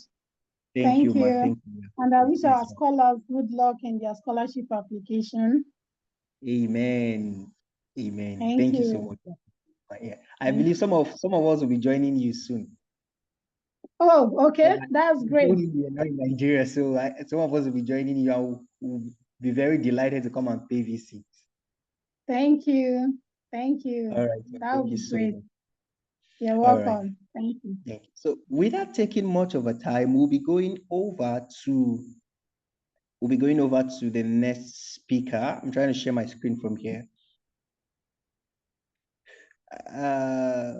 Okay, we'll be going over to the next speaker, which is no any other than someone my heart goes to so much. She's actually a woman that is actually doing exploits. Exploits. When I mean exploits, in leadership, in volunteering, community service, she's a wonder. When we talk about service, if service is a person, I would say Blessing Ewa is that person. Please, can we put our hands together? This is not her coming yet, but let's just put our hands together for her. I encountered her when she came to Footsmina some time ago. That was during TEDx Footsmina. Yes, during TEDx Footsmina. That was when she came, and she was really exceptional. And since then, drum rolls for you are coming, ma'am. Since then, I've actually been following up on her and on Yasif. If you are someone who knows her, you will see the exploit that Yasif has actually been doing, so many transformation. And this is a shocking one now. What blew me, even while she was not in Nigeria, when she was doing her master's then, Yasif was still running as if she was around. You see the programs up every now and then, taking place in the northern region of Nigeria. These programs are exceptional. So I really want to celebrate her. You're really, really welcome. So I'll be taking Blessing Ewa's bio now. So the next person after I drop that will be coming on is Blessing Ewa. So I take it now. I don't know if she's still on the call. Please let me verify this. Okay, she's up. I can see her. So Blessing Ewa is a passionate climate advocate and sustainable leader with over 7 years of experience driving youth and community empowerment, circular economy innovation, and climate action across Africa. As the founder and executive director of Young Advocates for Sustainable and Inclusive Future, YASIF in acronym, Nigeria, she has led initiatives that have empowered more than 2,500 women and youth to take climate action, upcycled over 6 tons of plastic waste, and trained over 13,000 young people with digital and green skill to foster a green transition to a net zero economy. So she's in the energy industry, you see. Under her leadership, YASIF's pioneering approach to plastic,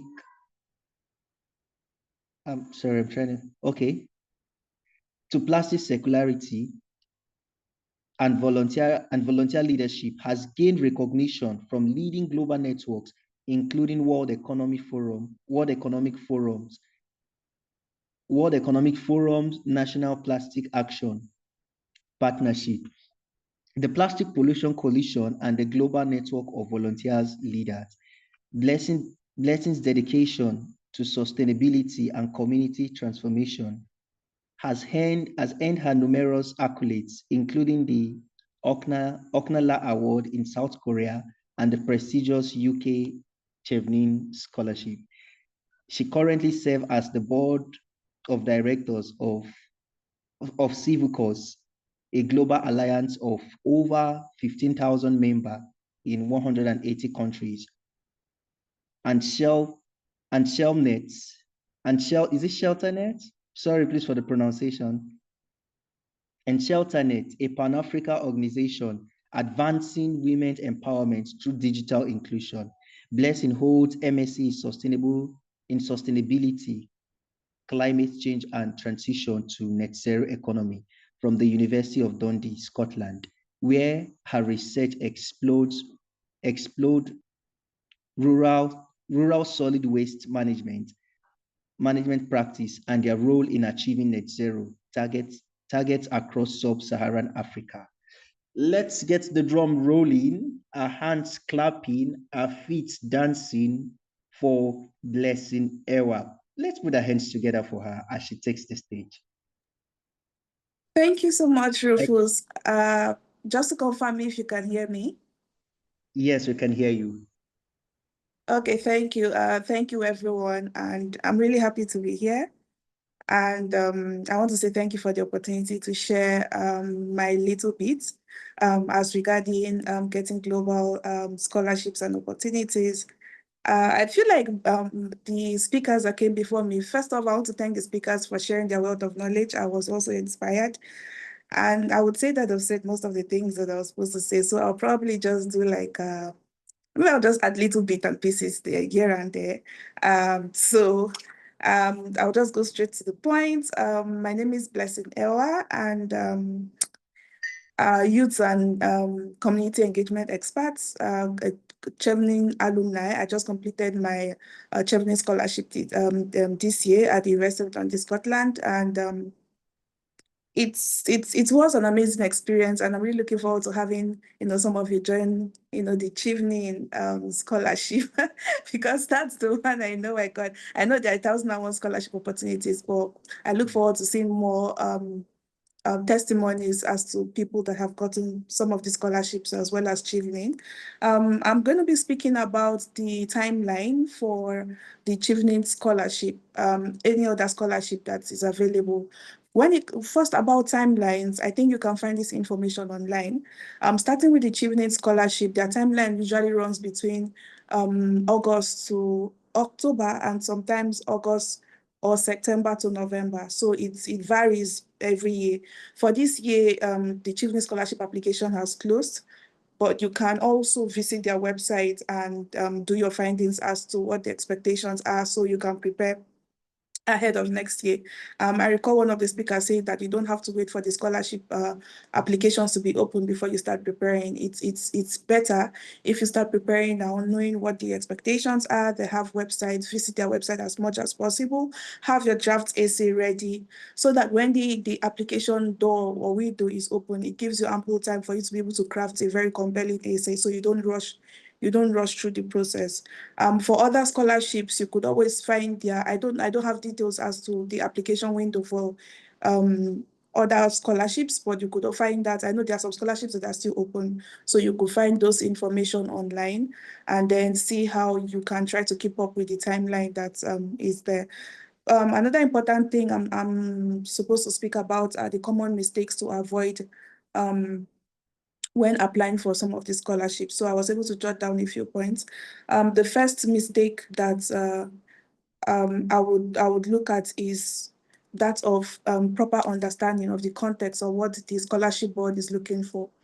So for every scholarship that is advertised, the scholarship board or the scholarship management is looking or are looking for a certain kind of people or a certain kind of leader. I know the previous speakers have said something about that. So it's very important that you understand the kind of person they are looking for. So your job is to tell the story, presenting yourself as that kind of person to inspire them enough to be able to say that, okay, I think you are the person we are looking for. So that's why it's very important to do your research and find out what the scholarship board or the scholarship management are looking for. Every scholarship differ. Let me use Chevening as an example because that's the one I'm very used to. For Chevening scholarship, they are looking for leaders, potential leaders, or people who have been leaders in their field. Now, you need to understand what Chevening defines as leadership. Leadership does not mean that you probably have to be a CEO or own an organization or run a major enterprise. For them, leadership is just someone who knows how to solve a problem, no matter how small it is. So it probably might be a volunteer serving in a very minor role, but understanding your role, understanding the problems you're solving and being able to solve that problem, bringing out tangible results, that is what Chevening considers as leadership. So it's one thing for you to understand the expectations of some of the scholarship board and then tailor your essay specific to meeting those expectations. So you don't get it wrong. I must also state that when I started applying for the Chevening scholarship, I think this should be my third application before I finally got it. For the first two, I think I got rejected. The first one, I got screened out by some AI machine. I don't know what mistake I did. Okay, so it's always good to do your due diligence, understand what these people need, and then tailor yourself to that specific need. In that way, you are able to stand out because you're talking about the 100,000 plus applications, and then they just need maybe only 10% of that number. So that's highly competitive. So it's very important for you. Somebody would say, spend more time researching about what the scholarship is about and what they need, and spend less time writing your essay. So in that way, you are able to write a more structured essay that is answering the questions that this scholarship management or scholarship board are probably asking. For instance, one thing that I did, I'm just going to use my experience as an example, is while waiting for the Chevening scholarship or having tried over the years, one thing I was able to do is to study the Chevening website, look at their Q and what do you call it now? Frequently asked questions, see some of the mistakes that previous Cheveners or people who have been applying have made, and then understand what kind of leader that the Chevening board or the FCDO is looking for. So one way for me to do that is I went online, picked some random essays of Chevening scholars that have gotten the scholarship. I put the essays side by side. Now, these essays represent different people, different perspective, different industry, but I had to look for something that was common among these essays, something that I could find consistent. So in that way, I was able to bring out what we call a flow, such that is applicable to the Chevening scholarship. So that's another thing you have to do, because they know what they are looking for, so they will go for that. So sometimes it may not be how much work you have done or how much experience you have gathered. It is how well you can tell your story to meet their need. So that's what some people, that's one advantage some people have over the other. I wouldn't say that the reason why I was selected is because I've done more work than the person that have not been selected. I would say the reason why I was selected, there's God grace, which we do not take for granted. But another reason why I would be selected is because I sat down and understood what these people were looking for. So that's, we cannot take for granted. We have to sit down and understand for each scholarship what kind of applicants are they looking for, and who do they feel are qualified enough to receive their scholarship, or why do you think we should spend money on you to send you to school? So you should ask yourself that question, and then in that way you put down a more structured essay. Another mistake I think people do is not following instructions when writing some of these essays. So for every essay application or essay advertisement, sorry, not essay, scholarship advertisement that comes out, there are what you call tailored instructions for you to follow. Some instructions may be word count, others may be years of experience. For instance, the Chevening scholarship has moved from 2 years of experience to 2 years post degree experience. So initially, if as an undergraduate, you would get a Chevening scholarship with 2 years experience, now as an undergraduate, you cannot get a Chevening scholarship until you have worked 2 years post your post graduation, meaning 2 years after graduating. That is what they look at now. So some of these instructions will help you know, one, if you're eligible for the scholarship, and then it will help you know how to draft your essays or how to answer the scholarship questions. Failure to follow these instructions might lead you to missing out. Maybe they will screen out your essay and you will not have the opportunity to be heard. You may have written a very compelling essay, but because you did not take time to follow the instructions that were laid out or the guidelines, you find out that you are missing out. For instance, when I did my first application for the Chevening scholarship, I did a whole lot of preparations, I must say. I think I had gone ahead to get my international passports. I did a lot of things. I was really prepared. I was waiting. I took months writing essays. It went through reviews and all of that. But I did not take time to read the instructions. And because I didn't take time to read the instructions, I don't know what kind of responses that I put in the portal. I got screened out. Not because somebody read my essay. I got screened out with an auto system. I don't know what they call it, but there's an auto screening that happens first before people get to read your essay. So that's where I got screened out. So nobody had the opportunity to read my essay. So these are some of the common mistakes that we need to avoid when we are trying to apply for some of the scholarships. You have to understand the guidelines. You need to understand what the instructions are saying. Write those instructions down like bullet points, have it in front of you when you're drafting your essay. It's going to guide you so that you are on the right path. You don't go offshore, or so that you don't spend time writing so much. Then at the end of the day, that idea is discarded by what you call it, the reviewing team. So that's just for me, those are like the two major mistakes that I feel people do: lack of understanding and what else again now? Not following the basic instructions that are usually laid out for the scholarship application. Then now I'm going to move to some smart tips that we should employ in order to stand out during our application process. So first things first is your writing style. I feel like there is a unique writing style for all scholarships, and even some academic papers or which is the STAR method. So for every scholarship, so that's like uniform across all scholarships, whether you apply for Chevening or Commonwealth or DAAD or the Erasmus scholarship, you definitely have to use the STAR approach. Now, the STAR approach, I don't know, probably one of the speakers may have spoken about it. I could also, just throw more light about that. The STAR approach is what you call situation, task, action, and result.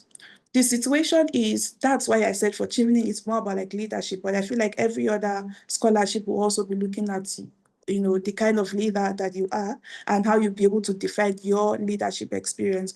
So what situation did you meet? Situation could be anything.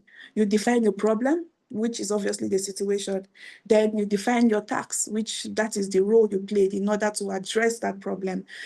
So the task is, sometimes the task is what is expected of you. Your action is what you did at the end of the day. And then the result is the outcome as the result of the work that you have done. So to give you a little bit of examples, just for context purpose, it could be that maybe you work as a volunteer in an office, so to speak, and then you discovered that in that office, maybe they do not have a database for the staff, maybe for something. And then for you, that was an actual problem. And in order for you to identify that, to solve that problem, you decided to speak with the management or write a recommendation letter, to the head or to the management, recommending that there should be some database maybe to capture the information of staff in order to improve organization structure. And then at the end of the day, that process was adopted.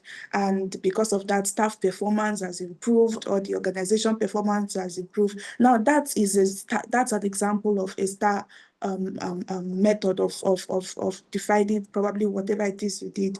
So you have to state what problem that's in the problem that existed, the role you played in addressing that problem, and after you played that role, what outcome came out of it. There needs to be an outcome for it to show that you actually created impact. So you don't have to be a leader in a very big position, or you just need to know what you are doing and how you are able to help community or help society in every little way that you can. So another thing I always look out for when I'm writing some of these applications is coherence. You have to be very coherent.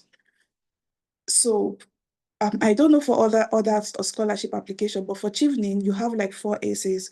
One is speaking about leadership, the other is speaking about networking, one is speaking about your choice of study, and the last is speaking about your career plan.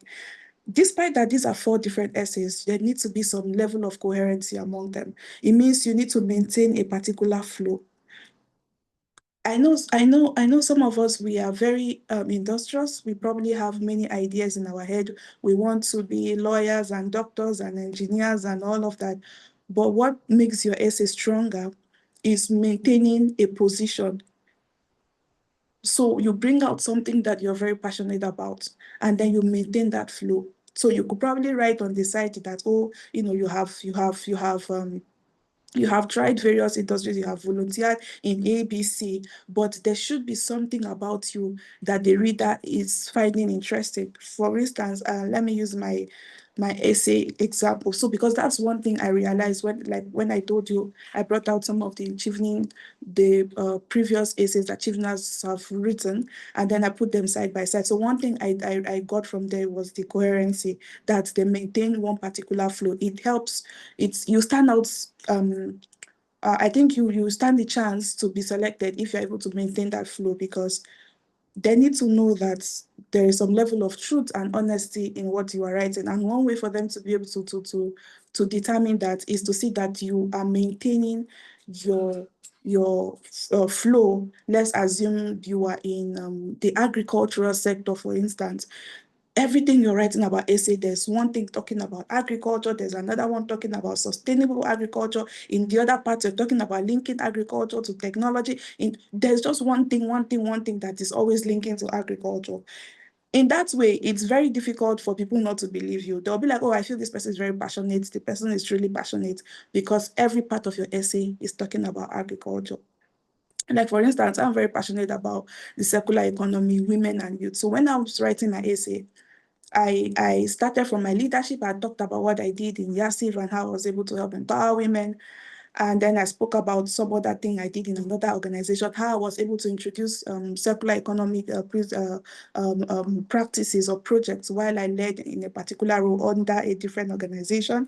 And then in my networking essay, I recall talking about meeting people where I was able to get, the contacts of somebody, and because of that, I was able to advance my work in dealing with communities and all of that, as regarding maybe reducing plastic waste and all of that. So I kept on maintaining that flow. In my choice of study, I talked about reading a course that is going to inform the work that I do and help me reach out to more women or more youth in communities, across communities, on how they can manage waste effectively and, build more promotes environmental sustainability.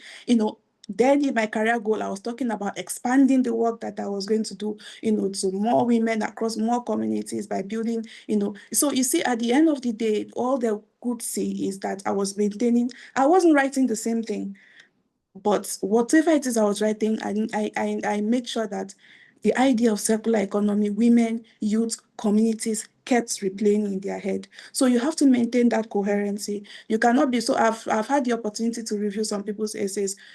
I noticed some sort of disparity. Your leadership is talking about, what you did in maybe advancing agriculture. Then your networking is talking about maybe you met people and then you are talking about tech. Your choice of study, you now want to go and study engineering. And then your career plan is you want to come back and do, say you want to, let's say, do one business, set up a business, a tech firm or something. So the reviewer is looking at your essays and they're seeing 4 different things. So they are not able to tell which one are you. Are you the agricultural specialist in the leadership essay, or the tech specialist in the networking essay, or is it the what did you say you wanted to read again in the choice of study, or is it this other one you want to do when you come back? So because of that, they are not able to lay, their hands as to what exactly are you. So this kind of things, this lack of coherency can actually make you lost your points. You actually lost a lot of points, and you may not have the chance to, to stand out because of the competition. So maintaining coherency is one big secret, I would say, in writing any form of applying for any form of a scholarship. Another thing I also like to emphasize on is speak numbers. So speaking numbers shows that whatever it is you are doing or saying, you are not just speaking from your head, but you are speaking from the place of research, and then you are making informed decisions. For instance, if you're going to be speaking about sustainable agriculture, or you're going to be speaking about waste management, you need to know statistically what has really happened in the past. What are the problems now, globally, regionally, probably in your country or in your community, that you feel exist? And why have you decided to pursue that scholarship? If you're able to link the problem to the reason why you are pursuing that scholarship. Like I can recall the last speaker said, don't go and tell them it's because I don't have money, or my parents are poor, or, the country does it. That these people are really not emotional people. You need to be very, how do I put it? But you need to have like some level of purpose as to why you feel they should invest that money, on you. So the first thing you have to do is you look at a problem that exists within your sector. So if it's sustainable agriculture or food security, you look at the food insecurity issue. If it's education, you maybe want to advance quality education. What issue you could say, according to UNICEF, everyone in 5 children across the globe or in Nigeria do not have access to quality education or are out of school. So for you, that propelled you to maybe seek a scholarship, to advance your work. So you can come back and probably promote, sustainable education in your community, maybe what you have been doing. You just have to tell a story. You have to speak numbers. For instance, when I wrote my essay, I think I recalled stating the level of plastic pollution in Nigeria, how Nigeria has generated over 2.5 million metric tons of plastics, and only 12% of it is being recycled. So this, I linked it to a particular problem or a global problem or a regional or a national problem that we're going to be facing if nothing is done about it. And then I now decided I stated that the reason why I'm pursuing this course is because my knowledge or whatever it is I'm going to be learning from school is going to inform the work that I do in ensuring that I'm able to educate people and empower them to help reduce the rate of plastic pollution and address this problem. Now, if you look at it, I'm trying to show that I'm not just thinking of myself or thinking of my family, I'm thinking of something bigger. And when you're thinking of something bigger, you don't just state the fact that, oh, I want to solve Nigeria food problem. What is the Nigeria food problem? There are statistics online. So you have to go online and look for statistics. There are definite statistics showing, probably number of say people that have been malnourished or people who have access to nutritious food. All of that is going to help strengthen your essay. It means whatsoever claim you are stating is backed up by data. And in the global space, I mean, whatsoever it is that you say, backing it up with data, people get to listen. So data, speaking numbers, I call it speaking numbers, is very key because it compels the reader to pay attention to you and to see why this particular problem is a problem indeed, and why if they invest that money in you, they are not just training a person, but that investment is going to help you solve the problem, even in a very small scale, but you are actually solving a problem. So for them, that is going to be an investment worthy, of note. So you have to make sure that you speak numbers. So as much as possible, speak numbers. Whatever problem you want to solve, you need to have statistics backing them. Then the next thing is, so research. I cannot overemphasize on you have to do your research. You need to research. I don't know for other scholarship body or other scholarship frameworks, but I know for that of Chevening, you have to research, do your research about the school you are going to study. Why have you decided to choose that school? I mean, there are how many universities in the UK? Why that particular school? You would need to do your research about the school, how that school is going to inform your learning, maybe the learning environment. There's something the school have done that inspires you, the lecturers or the professor, somebody that you look up to, maybe in the academic space that you feel is lecturing in that school and why you are looking forward to meeting them. But that means you have to do a lot of research.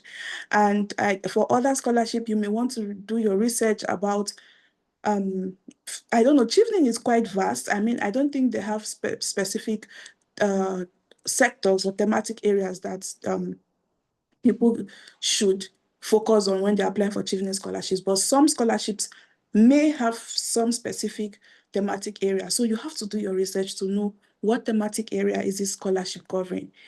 The scholarship may be covering everything about health, and you want to go and read, say, education. They may not give you the scholarship because for them, it's not a good investment. So you need to do your research to know what thematic area this scholarship is covering. Tailor your essays to seeing that you are writing more about that thematic area and how their investments in you is going to help solve the issues within that thematic area. So in that way, they will pay attention and then they will listen. Then lastly, before I open the floor, I will leave it for the next speaker, is link your essays or whatever problem you're trying to solve to a particular global agenda. A global agenda or a global framework, for instance, a sustainable development goal. Adding a sustainable development goal to your scholarship essay, it's also a very big win, because it shows that you are not just, whatever it is you are doing, you are quite aware that there's a global agenda or a global framework that is trying to see to meeting this particular or addressing these particular issues. And you have decided to use your own maybe local approach or local standard or local strategy whatsoever to seeing how you can promote this global agenda. So anytime you input global agendas in your essays, it helps to push it forward. I mean, it gives it some form of authenticity, I would call it. For instance, if you're talking about say education, you have to link it to probably SDG 4. If you're talking about, like I was speaking about circular economy, I had to link it to SDG 12. And sometimes it gets more interesting if you're able to link it to one more than one SDGs. If you're able to link, that's another tip. If you're able to link your solution or whatever it is you're going to read or whatever it is you're going to do to say 3 to 4, like 2 to 5 SDGs. For them, they are looking at, oh, so if I invest in this person with this amount of money, this person is coming back, whatever work they're going to do is going to be meeting this number of SDGs. For them, that's a good thing. It's not just SDGs, there are various global frameworks that is associated to what you're reading. For instance, I would want to link my work, if I were to write about plastic waste management and probably plastic sustainability, I'll be looking at ongoing negotiations. So there's an ongoing negotiations on plastic treaty that is happening. They've had like 5 sessions. I need to know about the negotiation. So imagine me writing my essays and then I am telling the reviewer that, oh, I'm aware of the ongoing negotiations for the plastic treaty, and part of the treaty is for them to maybe increase capacity building and ensure that even, the very marginalized youth or waste speakers are part of the whole framework of promoting plastic circularity. And this is exactly what I am doing in my local community. So my work is tied to that agenda. My work is tied to ensuring that, in my community, women and youths, contribute to reducing plastic waste management, which is also related to the ongoing negotiations of the Global Plastic Treaty. These people will be like, okay, so she's aware of global convergence and global conversations that is related to the work that she does. You have the Paris Agreement for people that are working on climate change. You have global biodiversity frameworks. There are just so many global goals or frameworks or whatsoever. You have to link. The more you speak about these global agendas or these global frameworks, it gives, like, what do you call it now? It makes your essay more it gives it more quality. It gives it more quality, and then these people can relate to it because they see that, okay, something good is really going to come out of this. So I think with these few points of mine, I think I hope I've not taken more time than I should. I've been able to share something meaningful today. Thank you so much for the opportunity. Okay, thank you so much. I am really excited and super excited to be here, even if I know I'm the one hosting, because I'm also learning. Thank you so much. I really appreciate it. You've actually shared a lot of insightful key points, which I know our participants has actually benefited from. And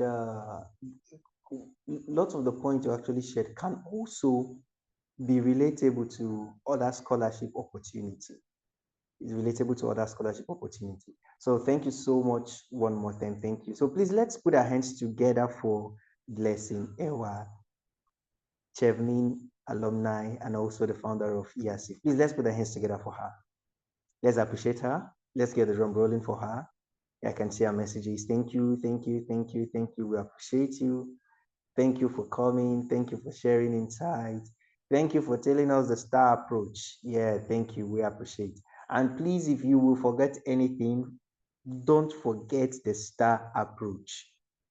Don't forget the STAR approach. I think I highlighted that on the comments, and the chat box. So please, we'll be going over to the next session, which is the last session now, and that is Engineer Abel Unu.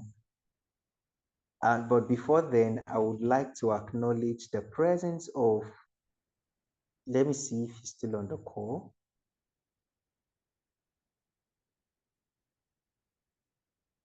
I don't know. Okay, yeah, he's still on the call. The presence of Professor Oluboji.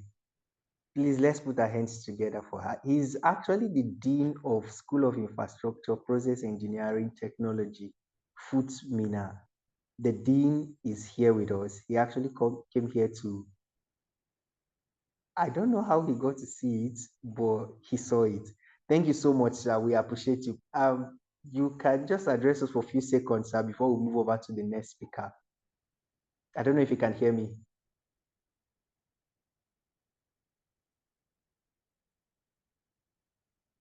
Can you hear me, sir? Okay, I guess he's not close by. So we'll get to call his. Okay. Can you hear me, sir?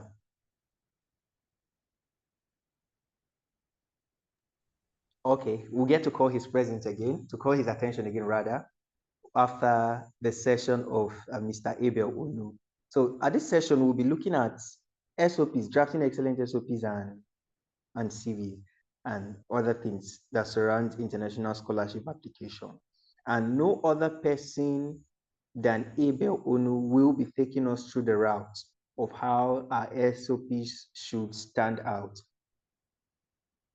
I was telling him just now that he said that other speakers has actually done justice to what he will be talking about. And I told him, and I said, he's a river that can never run dry, and which is very true. And he said something, he said, throw more questions, that we should throw questions so we can draw from the river. So please, after his session, we'll be taking questions for blessing session and together with his session, and any other questions you have, maybe from Sam Ogidi's session. Okay, Ms. Promise is not here. Oh, if you have any questions, you can drop the questions so we can address them together. So I'll be taking his profile now. So Abel Onu is a graduate chemical engineer and distinguished scholar with a strong commitment to lifelong learning and the social impact. He earned his bachelor's degree from Federal University of Technology, Mina, where he graduated with honors and received 4 merit scholarships, including the Petroleum Technology Development Fund, that's PTDF award. He is currently studying in France as Erasmus Mundus scholar in multi-phase system for sustainable engineering, a joint master's program spanning France, Italy, and Germany. During his undergraduate years, Abel served as president of Society of Petroleum Engineers, SPE Futsmina chapter, where he led his chapter to win several national and international awards. He now serves as the assistant technology transfer chair rather. I take that again. He now serves as the assistant technology transfer chair of the SP Abuja section. Abel is passionate about sustainable energy as the backbone of industrialization and economic development, and about quality education as a catalyst for socio-economic inclusion. His dedication to lifelong learning and mentorship reflect his belief in empowering his peers to access opportunities and excel globally. In his free time, he enjoys listening to music, podcasts, watching documentaries, and exploring new ideas through reading. So, ladies and gentlemen, let's get the drum rolling, our thumbs hitting themselves, our palms clapping, as we make welcome Abel Onu. Please let's put our hands together for him as he takes the stage. Can we put our hands together for him? I'm not seeing our claps. Thank you. Yeah, Thank you so much. Drum roll. Thank you. You're welcome. Thank you, Mr. Rufus. Thank you for having me. Thank you.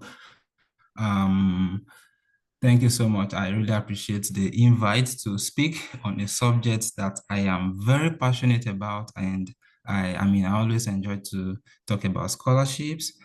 Being someone that has enjoyed scholarships right from my secondary school, my university, and now I'm doing my master's on another scholarship. And before I continue, I'd like to okay. Yeah, so I don't know if you can see me. Okay, thank you. Yes, we can. Yeah. Can you hear me? Yes, clear. Okay, yeah, before I continue, I would like to recognize the presence of our father in engineering in Futmina, Professor Oluboji. He's a father to all, and right from when we were at Futmina, he's one that is loved by all and sundry in the whole of engineering. Everyone enjoys his course. I mean, the way he teaches, he lectures, he's a father figure. And I mean, let's give him a round of applause for coming in here to grace this event. Thank you so much, Prof. And we are happy to have you. Thank you, sir. Thank you, Rufus, for inviting me to speak on SOPs, CVs, and recommendation letters. And I hope that I would be able to share my insights, I mean, from my own experience and my research from over the years. So let me quickly share my screen. And yeah.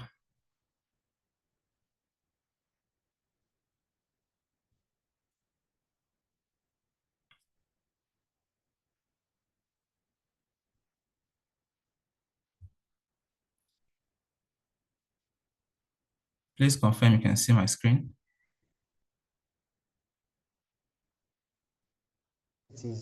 It's clear. Okay.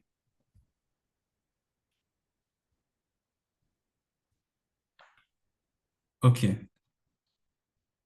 So we are here to talk about, I mean, for my section, I'll be talking about crafting a winning SOP, building a competitive CV, and getting effective recommendation letters. And these are very, very important components of every scholarship application. I mean, if not every, almost every scholarship application. And the three speakers that we've had before me, they really did justice to this subject. I mean, in terms of all you need to do, all you need to have in mind when you want to get a scholarship, whether it is to Europe, to maybe the UK, to the US, wherever. I mean, these tips are really insightful, and then they cut across several scholarships. You just need to find a way to tailor them to the specific one you're going for. So as Rufus rightly introduced, my name is Abelun, and I'm currently a master's student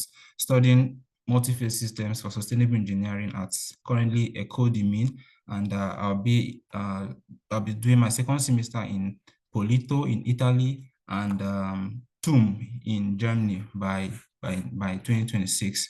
So thank you, and let's quickly run through, and please reserve your questions so that we can maybe dig deeper into your specific needs. Yeah, so introduction. Why, what is SOP, what is CV? I mean, I thought that I was going to have to explain all of this, but our previous speakers already did justice to this. But then, why do we need SOPs? Why do we need CVs? Why do we need recommendation letters?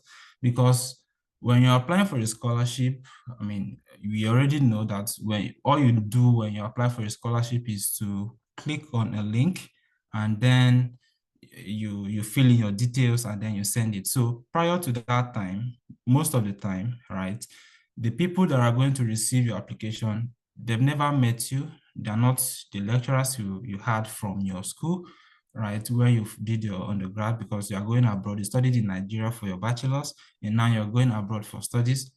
So these people, they don't know you. So this is the avenue you have to tell them who you are, right? And then tell them why they should give you the scholarship, why they should fund your master's or your PhD, whatever the case may be.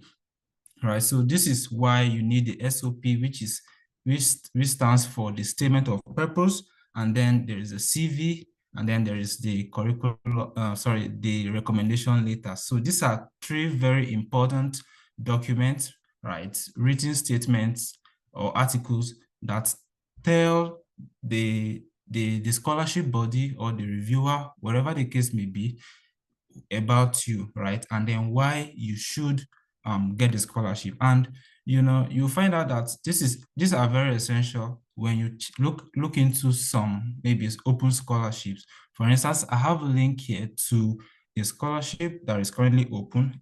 I think this is an Erasmus Mundus scholarship. So if you check here, you're going to see this is a scholarship.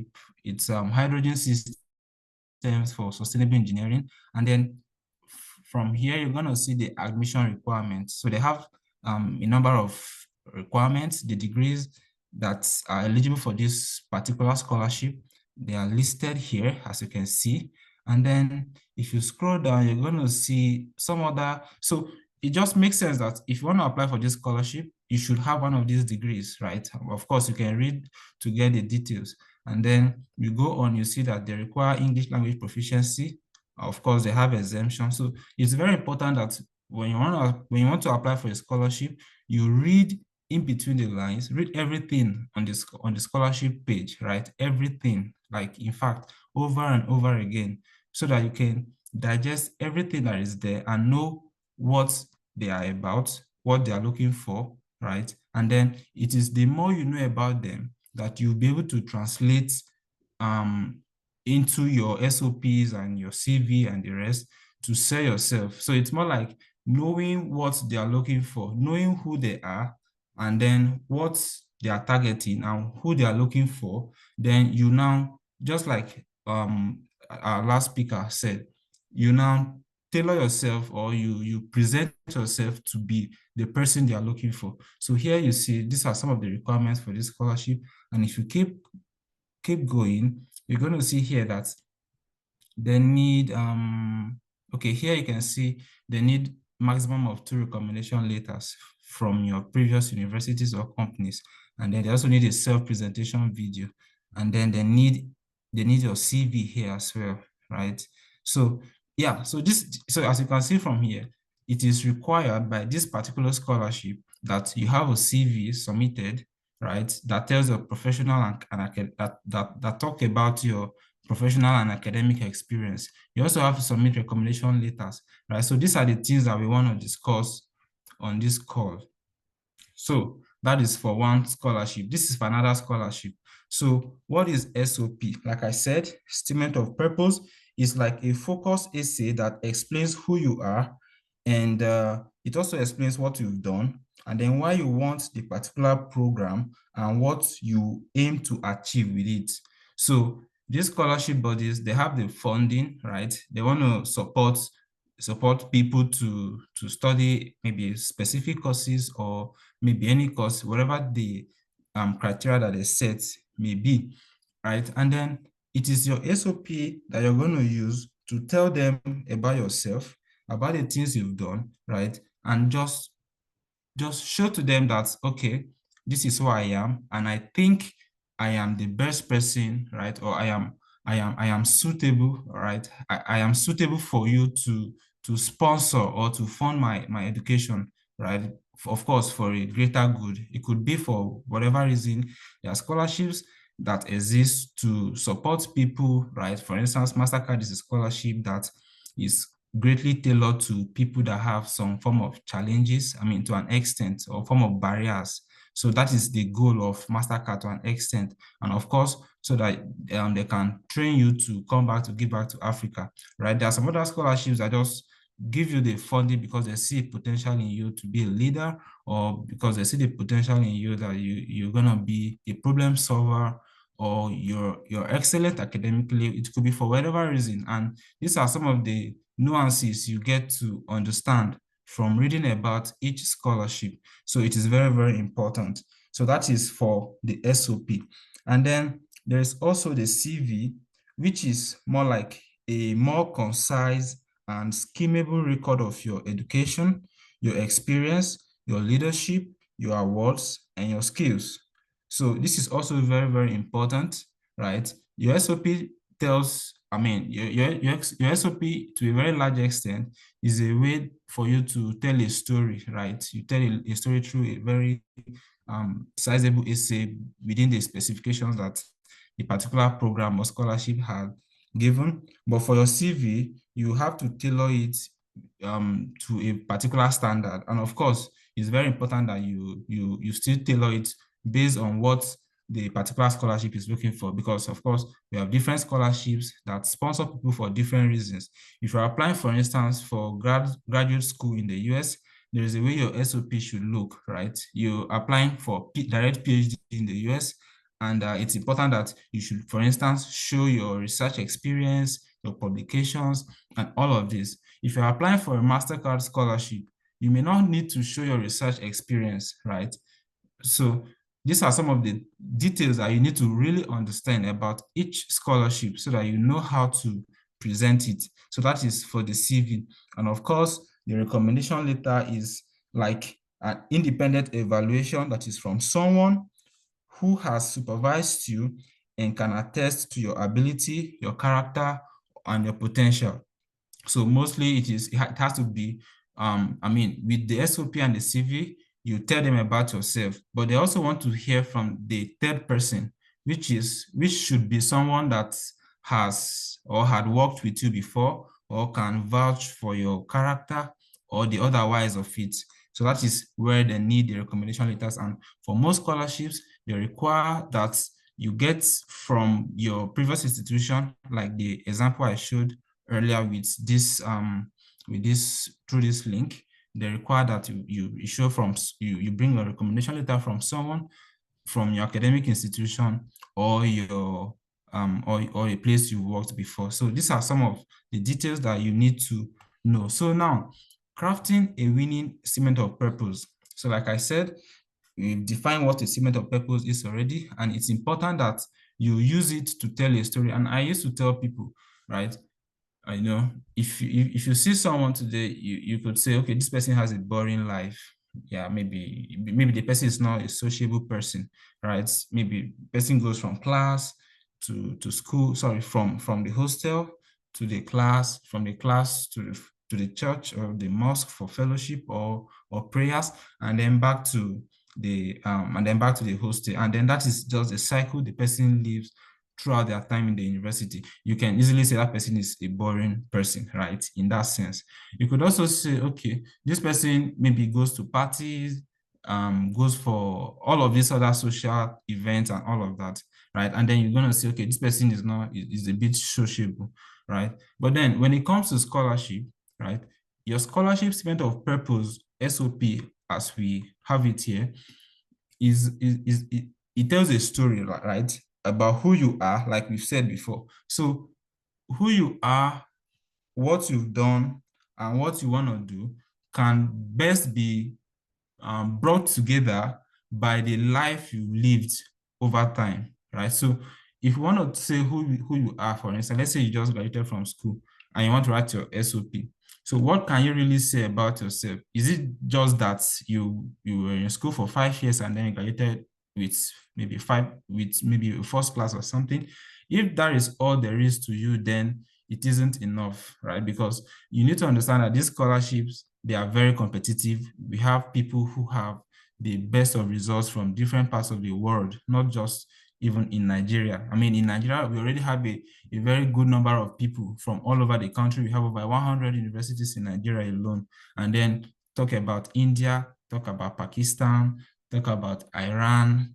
I mean, there are so many countries in the world. And then these people are also looking for this scholarship. So if all you have, right, from your 5 years or 4 years in the university is just a first class or a 2-1, it is not enough, right? So you need to, if you're still a student, you need to create, like I told someone recently, in terms of scholarship, maybe in the scholarship light, you shouldn't have a boring life. All you have, all that there is to your name shouldn't be just your grades, right? It should go beyond your grade. And then we're going to see the things that feature in SOPs very soon. So you see how it's important that you develop yourself in all of these many respects.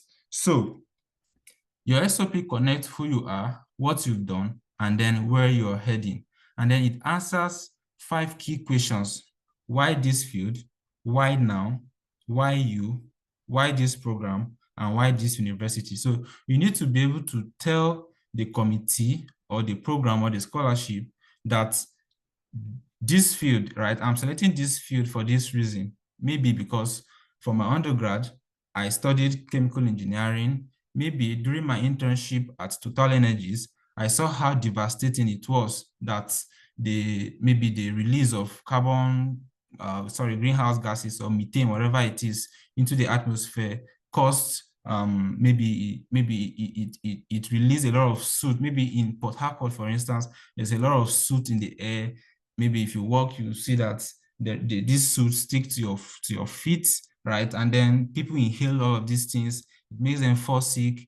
people lose their farmlands, maybe, I mean, these are so many things, right, that can make someone to decide to study in a particular field. So maybe just seeing this alone, right, living in Port Harcourt and seeing that this is the experience that people here have, it could prompt me to want to study something that can prefer a solution to that challenge. Maybe process efficiency can easily solve that problem, right? If the process is more efficient, it's going to reduce the amount of pollution, right, to the environment. So this is the reason why I want to go into this field. Why now? You state it, right, that it is timely, right? This is the right time for me to study this.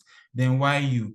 Because I've gone through the university, for instance. I studied chemical engineering. I've understood all of the fundamental concepts of transport phenomena, fluid mechanics, thermodynamics, etc., etc. For my internship, I was here, right? I'm trying to say why you now. Then maybe even for my undergraduate thesis, I worked on something that is putting me on the path towards this same program.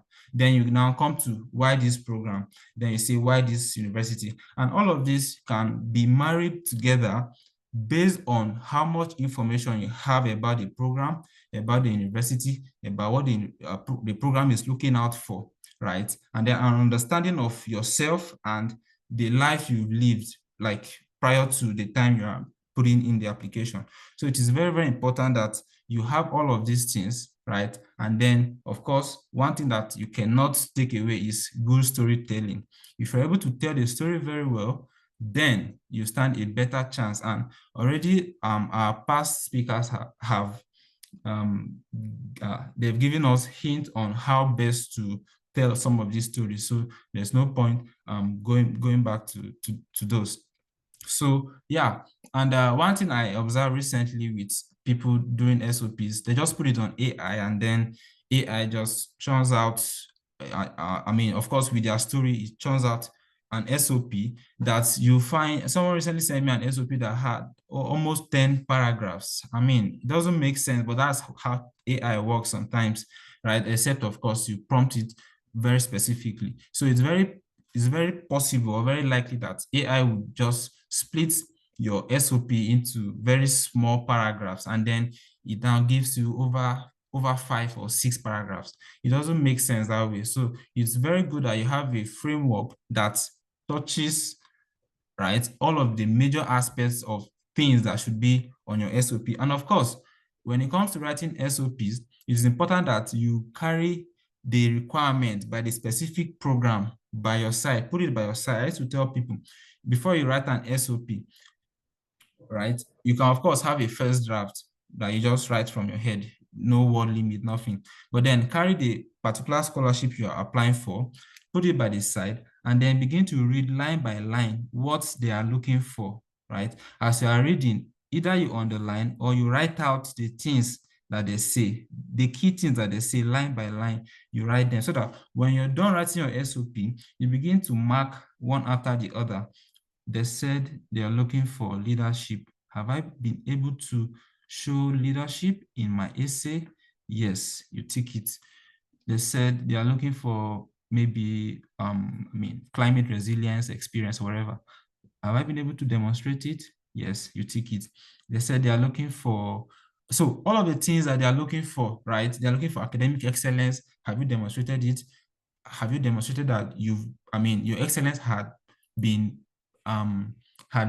received or attracted to you so many awards in the past that show that you have prospect, people believe in you, other organizations have supported you over the past years, and stuff like that, right? So you should be able to make sure that you look through the eligibility criteria or wherever it is from the website and ensure that the essay you're going to submit ticks all of the boxes or majority of the boxes, right?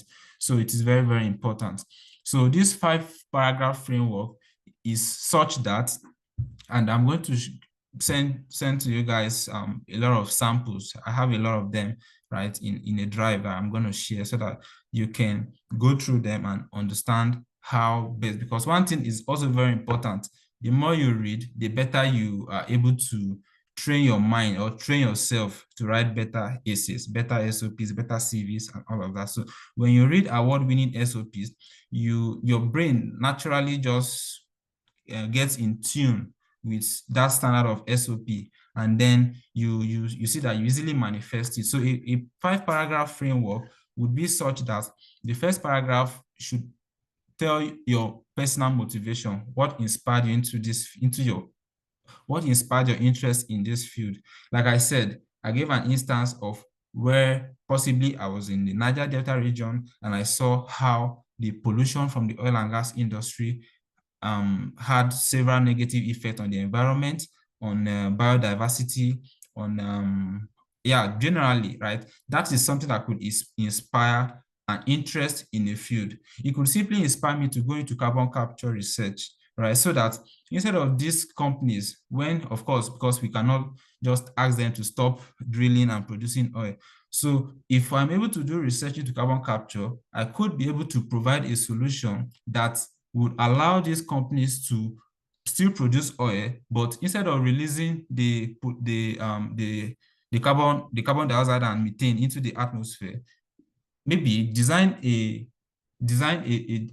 process, right, that captures the carbon dioxide and then stores it or do whatever it is with it, right? So that is a motivation, right? That is something that could inspire me into a field. So if you're able to, and this is something that is in line with SDG 13, for instance, I mean, linking it with what the previous speaker said, linking your passion or your interest to a global framework. So that is in line with not just SDG. SDG 13 is climate action, also sustainable production and consumption.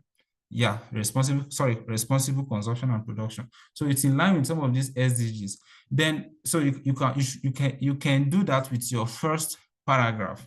So you can tell your personal motivation, your interest, or whatever inspired you into that field. It could be a statistical data on maybe the effect of something bad in that field, right, that has happened or that is happening at the moment. You can quote, maybe if you are in finance, you can quote IMF, you can quote any particular maybe popular or global agency, right? And then you can use that to start your SOP. Then of course, by the end of that first paragraph, you should now tell how this your motivation or this your interest is inspiring you to take on this master's or this PhD or this scholarship, wherever, right? Because you believe that this scholarship is going to give you the exposure, the advanced learning, whatever it is, to make the impact or whatever it is that you want to do. Then, of course, the second paragraph should now come up with your academic background. You should tell the courses you've done, the training that you've gone through or you passed through that have prepared you for this thing that you're now looking for, right? So maybe during your studies, you did thermodynamics, you did plant design, right? You did a lot of things, you did research, right? And it is important that you understand what exactly you need, the specific things you need for the particular scholarship, for the particular program, right, that you're applying for, so that you can tell which particular things you should mention, right? If I'm applying to maybe for US graduate school now, for instance, which I know is majorly research focused, I'm going to focus more on my research, right? On the research I did, right, than the coursework I did. Of course, my transcript will tell what I did in my coursework. But if I'm applying for maybe something that somehow relates better with something specific that I did during my academic journey, I'm going to bring that out. So you should, some of these things should rather be intuitive. So rely on your intuition a lot, and you do this better if you read up and understand the details of each specific scholarship. I'm emphasizing on this because every scholarship, like I said, is different. How you approach everyone is different and unique. And that is how this is one thing that scholarship winners understand. Yeah, so it's very important. Then, of course, after talking about your academic background, your undergraduate project, and all of those things, then you go to your professional experience, right? If there is something you've done professionally, that relates or that connects you to this particular level you are going to, you mention it, right? Your research experience, whatever it is, you can pick one or two strong examples and then relate it, right? Of course, find a way to use the STAR approach, as the previous speaker rightly said, right? Situation, task, action, and result. So you can, of course, read about some of these things so that we don't dwell so much on just SOP. Then, of course, the fourth paragraph could be your leadership and community impact. So talk about initiatives or projects that you've led, and then use measurable outcomes to tell the story. It's very important. Then after that, you can come to the program or the particular scholarship that you are looking for. Of course, from all of this first to fourth paragraph, you can always hint or point how all of these things that you've been doing, right, prepare you to or make you eligible or make you fit for the scholarship. But then at this fifth paragraph, you can talk about the program and then your future goals. Why this program, how it aligns with your goals, and then what you are looking forward to. So this framework is a very good one and you can adopt it. Then, I mean, here are some tips. I mean, I've mentioned a lot of this already. Read a lot. I always tell people, read everything about that program, about our scholarship on their website.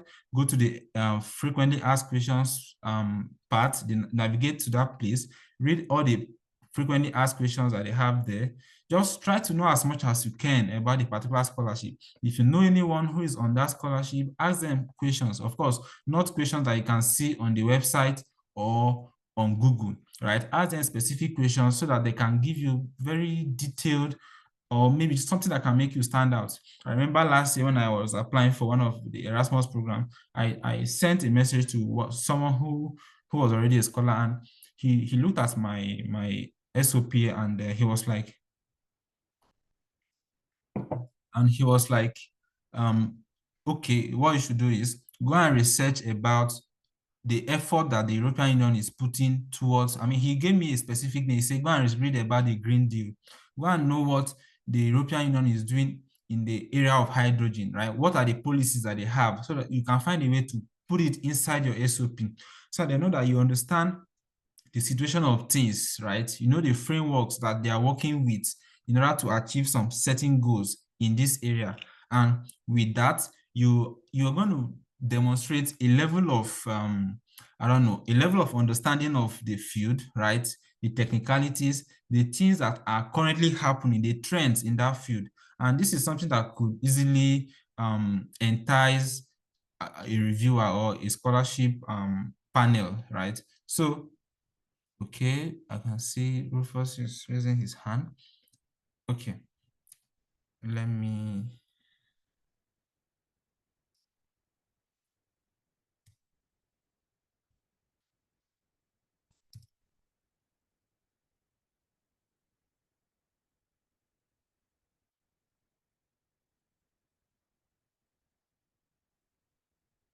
Okay, so I don't know what. Did you send me a message? I can't hear you. Okay, just the signal. Okay, Send thank you. signal, yeah. Yeah, okay, let me try to hurry up. Okay, so yeah, so like I said, read about the scholarship and understand some keywords, right? So that you can show understanding of the program, understanding of whatever the trend is in that industry, and then demonstrate it on your SOP, and then quantify your achievement. I mean, these are things that have been said already, and address all of the program prompts directly. Show to them that you are the person they are looking for because they are looking for whom to sponsor or to fund. So show to them that you're that person. And then there is a particular thing that I always tell people, this is to reverse engineer your success, but maybe I'll come to that at the end.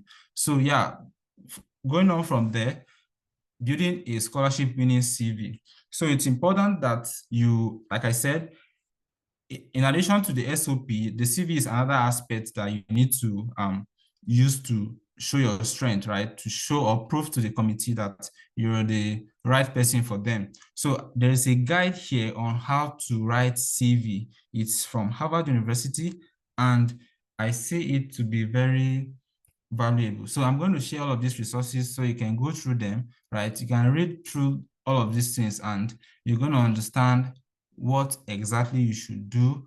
And like I said, approach every scholarship uniquely, right? So there is something they call action words, right? The action words that you should use on your CV to show the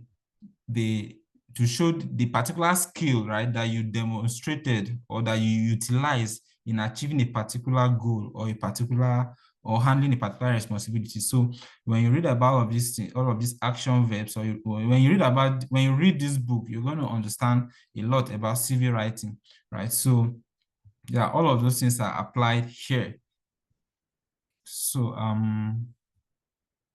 okay, so it's important that you structure your CV based on a scholarship type, like I said before. For instance, if you're applying for the US graduate school, the CV type you use will be different from when you're applying for Erasmus. Most Erasmus programs use what they call the Europass CV, right? I also have a link to that so that you can, if you're applying for Erasmus, you have to use that website to generate your CV so that it will be just in the standard that they want it.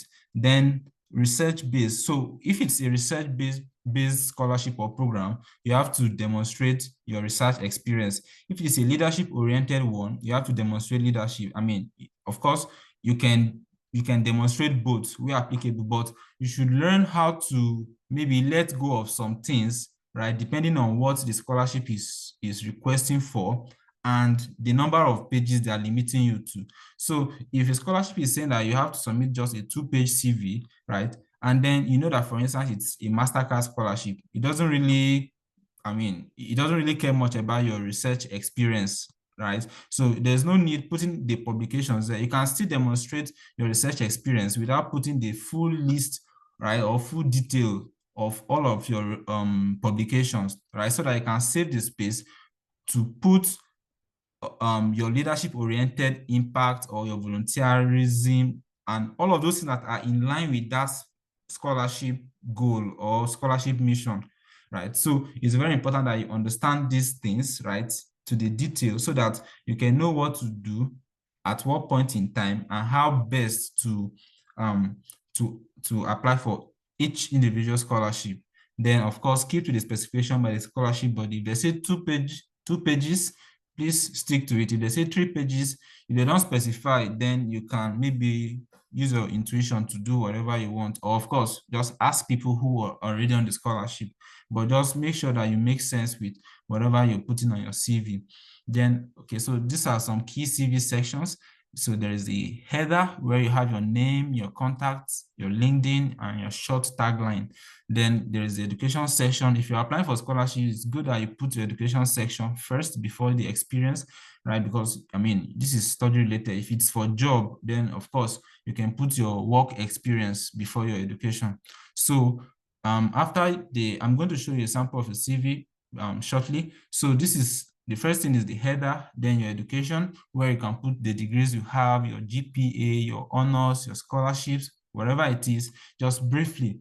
Then you move on to the experience that you have or your research or your work experience, whichever one.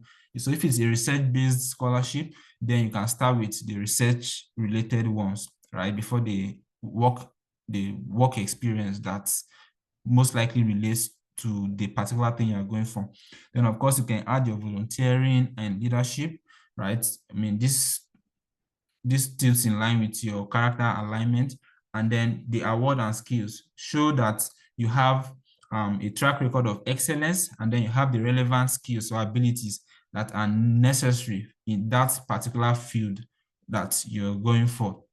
Of course, you can put more than this. You can put your referees. You can put some projects that you worked on. You can put your publications, right? So this is not an exhaustive list, right? This is not an exhaustive list of the sections on your CV, right? So your CV, I mean, there's no one size fits all for CVs, right? So it's just a chance for you to sell yourself. So given the level of detail they're expecting, if there are restrictions, right, you should know what to focus on and what not to. But if there are no limitations, then of course you can shoot and then just take the chance to sell yourself as much as possible. But remember that you still have your SOP, where applicable, to tell the story of your skills and ability and your background.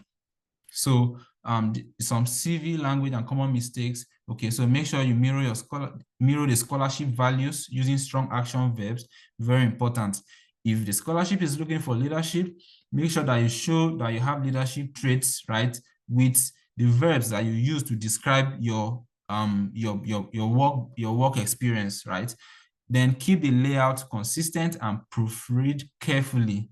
Keep it consistent. If you are using a particular, maybe on Microsoft Word, just make sure that the layout is consistent so that it is not just haphazard or just random, right? So just make it look clean and of course proofread very well so that there are no mistakes. Yeah, proofread so that there are no mistakes. Then avoid overcrowding, irrelevant details and typos. And then remember that your CV is a skeleton and your SOP gives it life. So make sure to tell a good story with your SOP. Make sure that whatever is on your CV and what's on your SOP, make sure that they are coherent, like the previous speaker said. Let them not tell a different story. If not, you're shooting yourself, right? Then the final one, recommendation. Okay, well, maybe, of course, I have another guide also to getting recommendations, and I'm going to send all of the links to maybe via the chats, and then you can access them. But it's important that if you're still in school, make sure to maintain good rapport with your lecturers, ask questions in class, meet them in their offices, and ask them for clarification. Of course, try and be a good student so that they can give you their attention. And before you graduate, meet them and tell them about your ambition, your dream to study abroad for masters. And that's, they are going to offer you insight even just from you telling them, because they have history of writing recommendation letters for people. So you just come to them and tell them about your interest, and then tell them that you want them to recommend you, right? Then let them give you their approval. Have a number of them so that you can always fall back to, so that you don't overwork one person, right? Then provide them your SOP and your CV for context. If possible, write a draft and give to them, right? Make sure it is accurate. Make sure you don't over exaggerate, so that, because they are putting their integrity on the line for you. So make sure that whatever you write in the draft you're giving to them, just make sure that it is accurate. So make sure you don't lie, right? And then tell them about the recommendation letters well on time, to give them time to just so you don't put them under unnecessary pressure, of course. And if you can have one lecturer that is very close, that you can call by 2 a.m. in the night and he'll deliver, of course, don't do that. But if you can have that one or two persons, it will be really handy for you. So yeah, there are so many things, of course, that you can read from the book I'm going to share, right, on what specific details you should put on the draft, or that you should tell your lecturers to write about you. Or the idea is that someone should just prove your authenticity, should prove your capacity, right? Should prove that the things you've said in your SOP and your CV are actually true, and that you are a good fit for the scholarship or for the program. So just make sure you get a lecturer that gets to do that for you. Of course, not just lecturer. You can be, if you've worked before, a supervisor from your place of work, right, can also recommend you. If you have up to 3 recommendations to submit, you can get 2 from your university, and then you can get 1 from your place of work.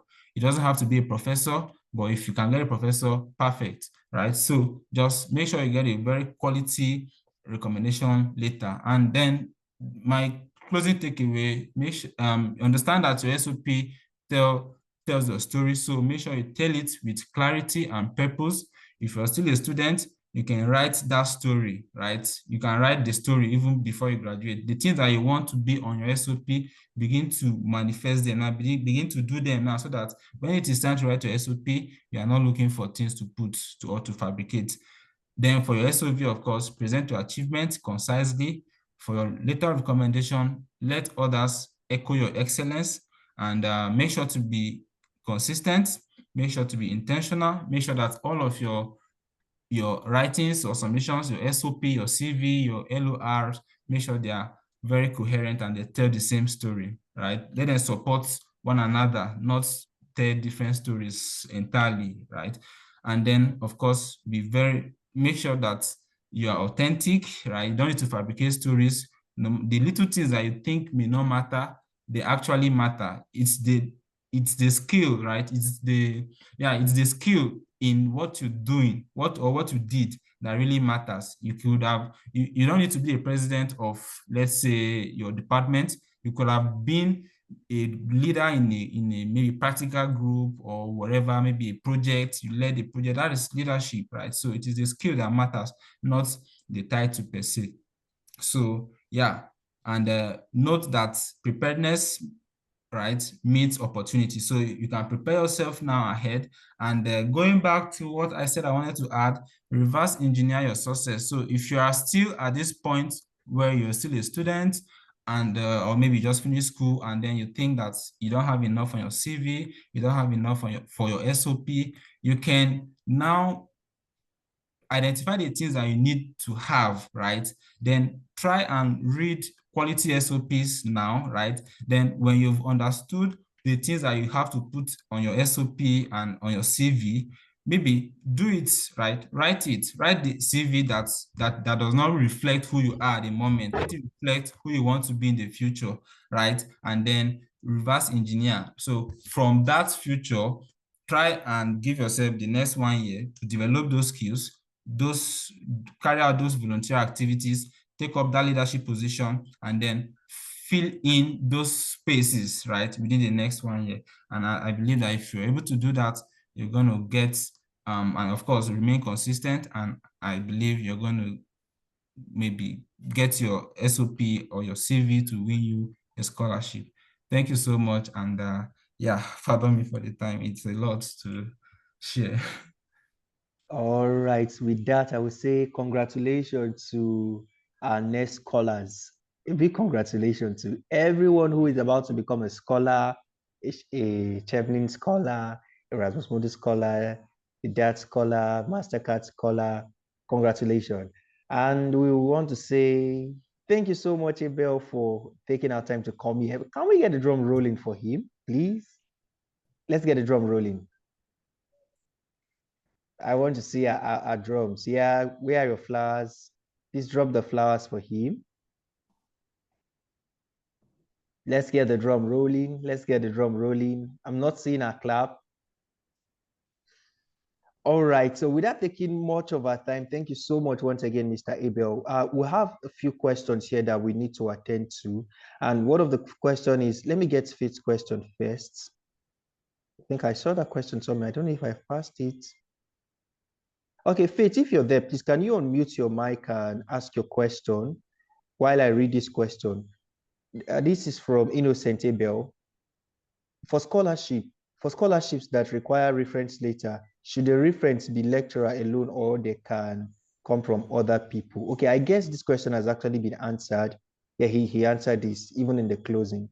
Then secondly, said, how long can the CV be? Okay, Mr. Abel will also help us to answer this. How long can the CV be before it expires or can be used for Erasmus Mundus scholarship? Then 3, as an Erasmus scholar that you are, I would want to know if I can apply to more than one course during Erasmus scholarship season. So that is one. Is there another question? Okay, then we also have Jumbo's question. As an undergraduate, what should I be doing now? What should I be? I'm just rephrasing the question. What should I be doing now to make me stand out?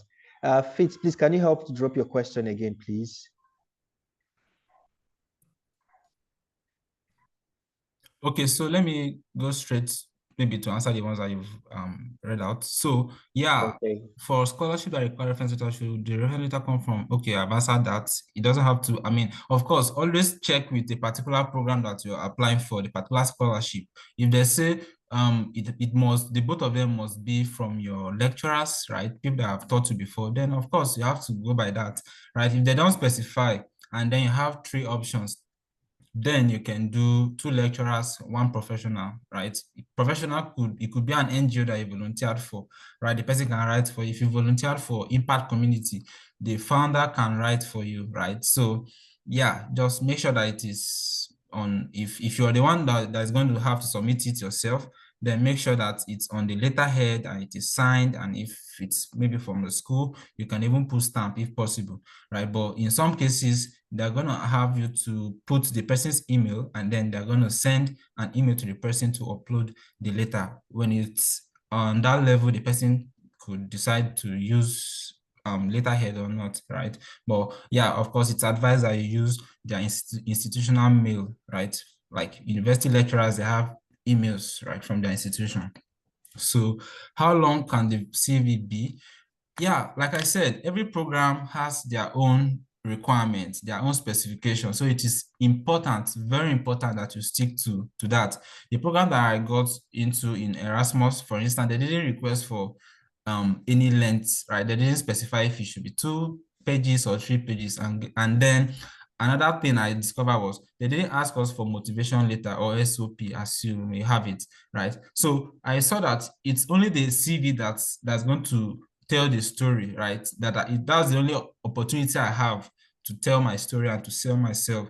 So what I did was, since they didn't ask for SOP and they asked for only CV, I made sure that, and they didn't specify the number of pages, I submitted a 9-page CV.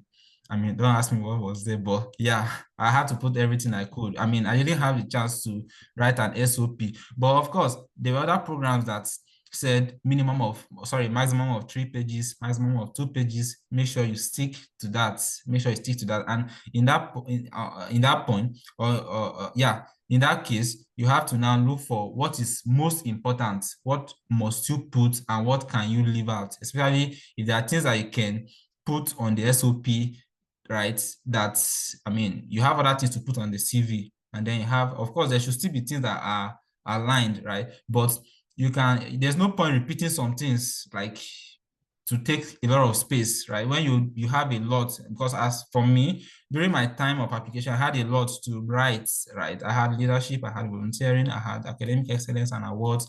So there was a lot to write, right? So, but then you have to find a way to balance them up and understand what to put and what not to put when you are limited by space. Then as an Erasmus scholar that you are, I want to know if you can apply. Yeah, of course. For Erasmus, you can apply to as many programs as you want. So far, they are in line with your background and your interest. Of course, read the requirements, make sure that they're in line. They're not in line, are just you are spending time that you should have used for something else. So yeah, ensure you can apply to as many programs. I think last year I applied to 3 or 4 programs. Yeah, 4 programs. I didn't want to do too many, right? Because, recommendation letter is one thing, it's one hurdle. Yeah, but you can apply to as many programs as you want for Erasmus. Then for Jumbo's question, like I said, I think I said it towards the line, I said you can reverse engineer the future that you're looking for, right? So what you need now is information, and there's a lot of it on YouTube, even more than you might even need. There's a lot of information on YouTube. All of these things I'm sending, like I'm going to, in that drive, right, that I sent, the link to that drive, you're going to see award-winning or scholarship-winning SOPs, right? You look out for the ones that are maybe a bit in line with your interests or your background, wherever it is, right? And then look at what these people had, the things that they had that made them to win these scholarships, right? Of course, you already know on a broad term, the major things, right? But then look specifically, and then ask yourself, you can even ask ChatGPT, I want to get a scholarship next year. I want to go to Harvard or wherever it is, or Stanford, right? And I want to be very competitive. I need a very competitive SOP. Right now, this is what I have. I'm still a student even, right? What can I do to prepare myself for this, right? Or yeah, you don't even need to ask it to write the SOP for you. Just ask it the skills that you need to develop, right? The experience you need to get, right? And then just find your way around getting it to give you the information you need.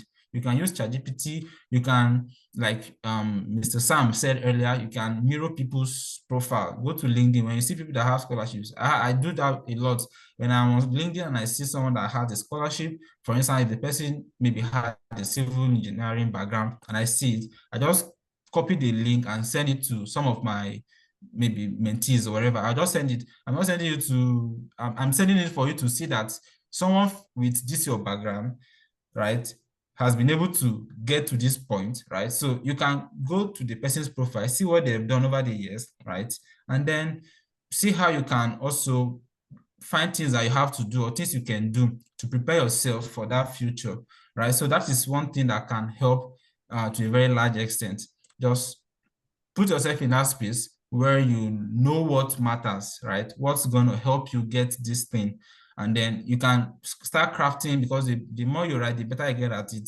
So start crafting that SOP, start designing that CV, right? That tells the story of who you want to be in the future, not even who you are now. Then just give yourself the assignment of ensuring that you get to that level, that CV that you designed, and you put your name there. You didn't put someone else's name. You put your name there. So it is a disservice to yourself to say that I want to be this next year. And then by next year, when it's time to apply for scholarship, you now have to remove some things out of it. It doesn't make sense, right? So challenge yourself to work towards getting those things. And even more than that, if possible, get more than that, because I mean, it's an ever-evolving world. You should prepare to be more than what you want to be, right? So, and not less. So I think that is going to really help.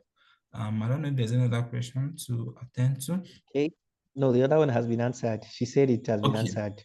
Okay, yeah. So yeah, that's it. Just try and reverse engineer whatever it is. Check people's profile. If you want to come to multi-phase, check my profile. What have I done over the past 3 years, right? Which of them can you do now? If you are out of school already, you cannot get a first class. Okay, what next? If you have a 2-2, it's going to be harder, but ask questions. Which scholarship can I get, right? What can I do to augment, well, not augment, but to support my 2-2, right? Which scholarship can I go for that are maybe not even very competitive, like the ones that, so that I can maybe use my master's to cover up a bit, and then maybe for PhD or for another master's, I can now come with yeah. So just, understand that when you are done from school, right, it becomes a personal journey. So you don't have to do what every other person is doing, right? You need to find a way to design your own path, right? You don't have to rush into it like everybody. When you're not the same, right? So you can decide that, okay, because I have 2-2, for instance, I may need to get some work experience so that I can be able to tell them that I've been able to do this, I have these skills, I've developed this and that. Like, you have things to show that, yeah, I'm in the right space and I can offer value and I am fit for this scholarship or for this opportunity. So yeah, make sure you tell your own story, and I think with that you should be. All right.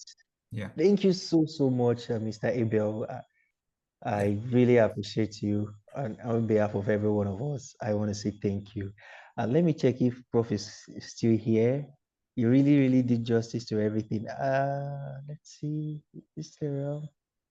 Okay, he's still around. Hello, sir. Good evening, sir. Can you hear me, sir?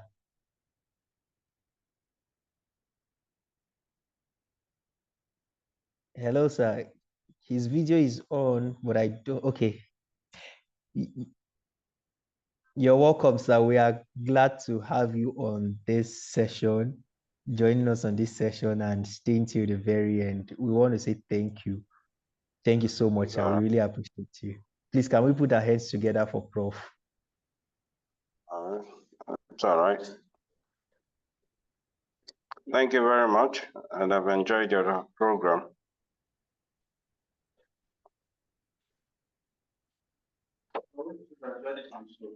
What? Okay. Yeah.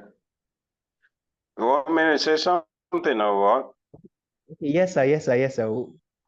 We wanted you to just speak to us for a few Well, seconds.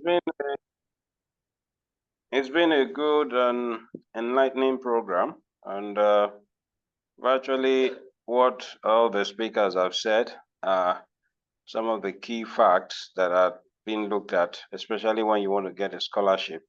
And one vital point too that well, it depends because like people asked, how many pages is your CV meant to be?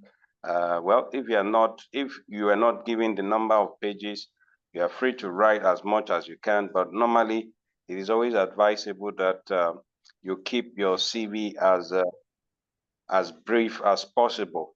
That is to say, a one-page CV that virtually contains everything that you have done, because you know you have about 1,000 of scholarship to look at, and somebody is submitting 10 pages, 15 pages.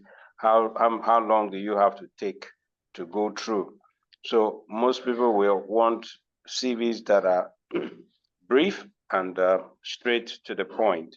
Then another very, very key important thing in terms of getting your scholarship is the references that are written about you. Your reference is just not to look for anybody that just write a reference, is a hardworking student, is good and is knowledgeable. That is not a reference. The reference too has to be very, very detailed. So in most cases, it's even advisable for the applicant to help the person that is going to write the referee, the person that is writing the reference for you, is also advisable that you go tell him, oh, sorry, sir, I'm not saying you cannot do this, but because of your tight schedule, can I just put up something for you which you can also work on?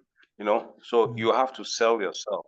So your referee too has to help sell you because that is also a very, very, very key point when you're trying to secure your scholarship. So nothing bad in you drafting the reference, send it to your referee. He looks at it, does his editing, send this back to you to verify. And once it's okay, please, then you can go ahead to submit. Then another thing to intending scholars too needs to know is that you have to keep a good relationship with your lecturers or with whoever you intend to referee you. Because at times, it's only when we need help that we keep coming, we keep calling. And there are people that don't always like that. So at least once in a while, just say hello. It doesn't take anything from you, whether you get a response or you don't get a response. Then again, you always have to also check time without number if your referee has submitted your reference, because it's easy for me to say I've submitted the reference and yet nothing is seen, because most times definitely when a referee submits your reference, he gets a feedback that the reference has been submitted successfully. So there's nothing even bad if he forwards that to you, at least to keep you abreast. But sincerely, like I said, it's been a good one. You have to sell yourself very well, because that is what they want. They have not seen you before. They don't know who you are. So it's what you write that tells about you, and it goes a long way to help you. So I want to give kudos to all our scholars, and we hope that you also, well, like the last presenter at least gave us some sites or whatever that we could visit to look at how to do this, how to do that. I think if we have things like this being sent back home, it will go a long way. And I think one thing I also want to tell you that if you want to be an intended scholar, you know, I think you should join SPE, because virtually all the presidents of SPE or members of SPE has been getting the Erasmus scholarship and other chairman and all the rest. So I think it's what other colleagues, other students to joining in, so that you get more enlightened and educated. So kudos to the organizers, and I hope that when next you're going to have programs like this, I always tell us that let us keep it as wide open as possible so that a lot of us can key in. Thank you very much. Yes. Thank you so much, sir. We really appreciate you. We appreciate you. The 2 cents you've given us tonight is really a vast one. We say thank you. Thank you so much, sir. We appreciate every one of our speakers for tonight. Blessing Ewa, Promise Eziofor, Samuel Ogidi, Abel Onu, and Prof that humbly joined us tonight. He graced this webinar. And to every VIP present that stayed till the end, the VIP are the participants, the people who came like myself to learn from the Scholars Feet. I want to say thank you for making it count. Without you, this webinar will not hold. If you're not here, it would have ended long ago. Thank you so much. Well done. And like I said the other time, free tips for us is that please do all to check your mail every time. Okay, yes, I just saw your message now, Faith. All of the speakers' LinkedIn profile will be dropped to our email. And that's what I'm saying now. Please check your email. Always check your email. Informations are dropped there. Informations you even applied for that you've forgotten. I think I gave a scenario of when I applied like 4 or 5 months ago. I just saw the mail today and it was a breakfast mail. Imagine if I don't check my mail, I don't put my notification up, I wouldn't know that a mail was sent. So please keep checking your mail every now and then, every now and then. So please do all to follow the SOA Scholarship channel on WhatsApp as we share more updates on Erasmus, DAD, even local scholarship across Africa. Share to friends and be the impact that you want to see in other people's life. All right, so with this, we've come to the end of tonight's webinar. We'll catch us up more sections and you'll be getting more mails from us. Thank you for registering. More messages will be coming. And do also have a wonderful and a lovely night rest. Bye-bye to every one of us. See ya. Thank you. Thank you, thank you, thank you. Thank you for coming.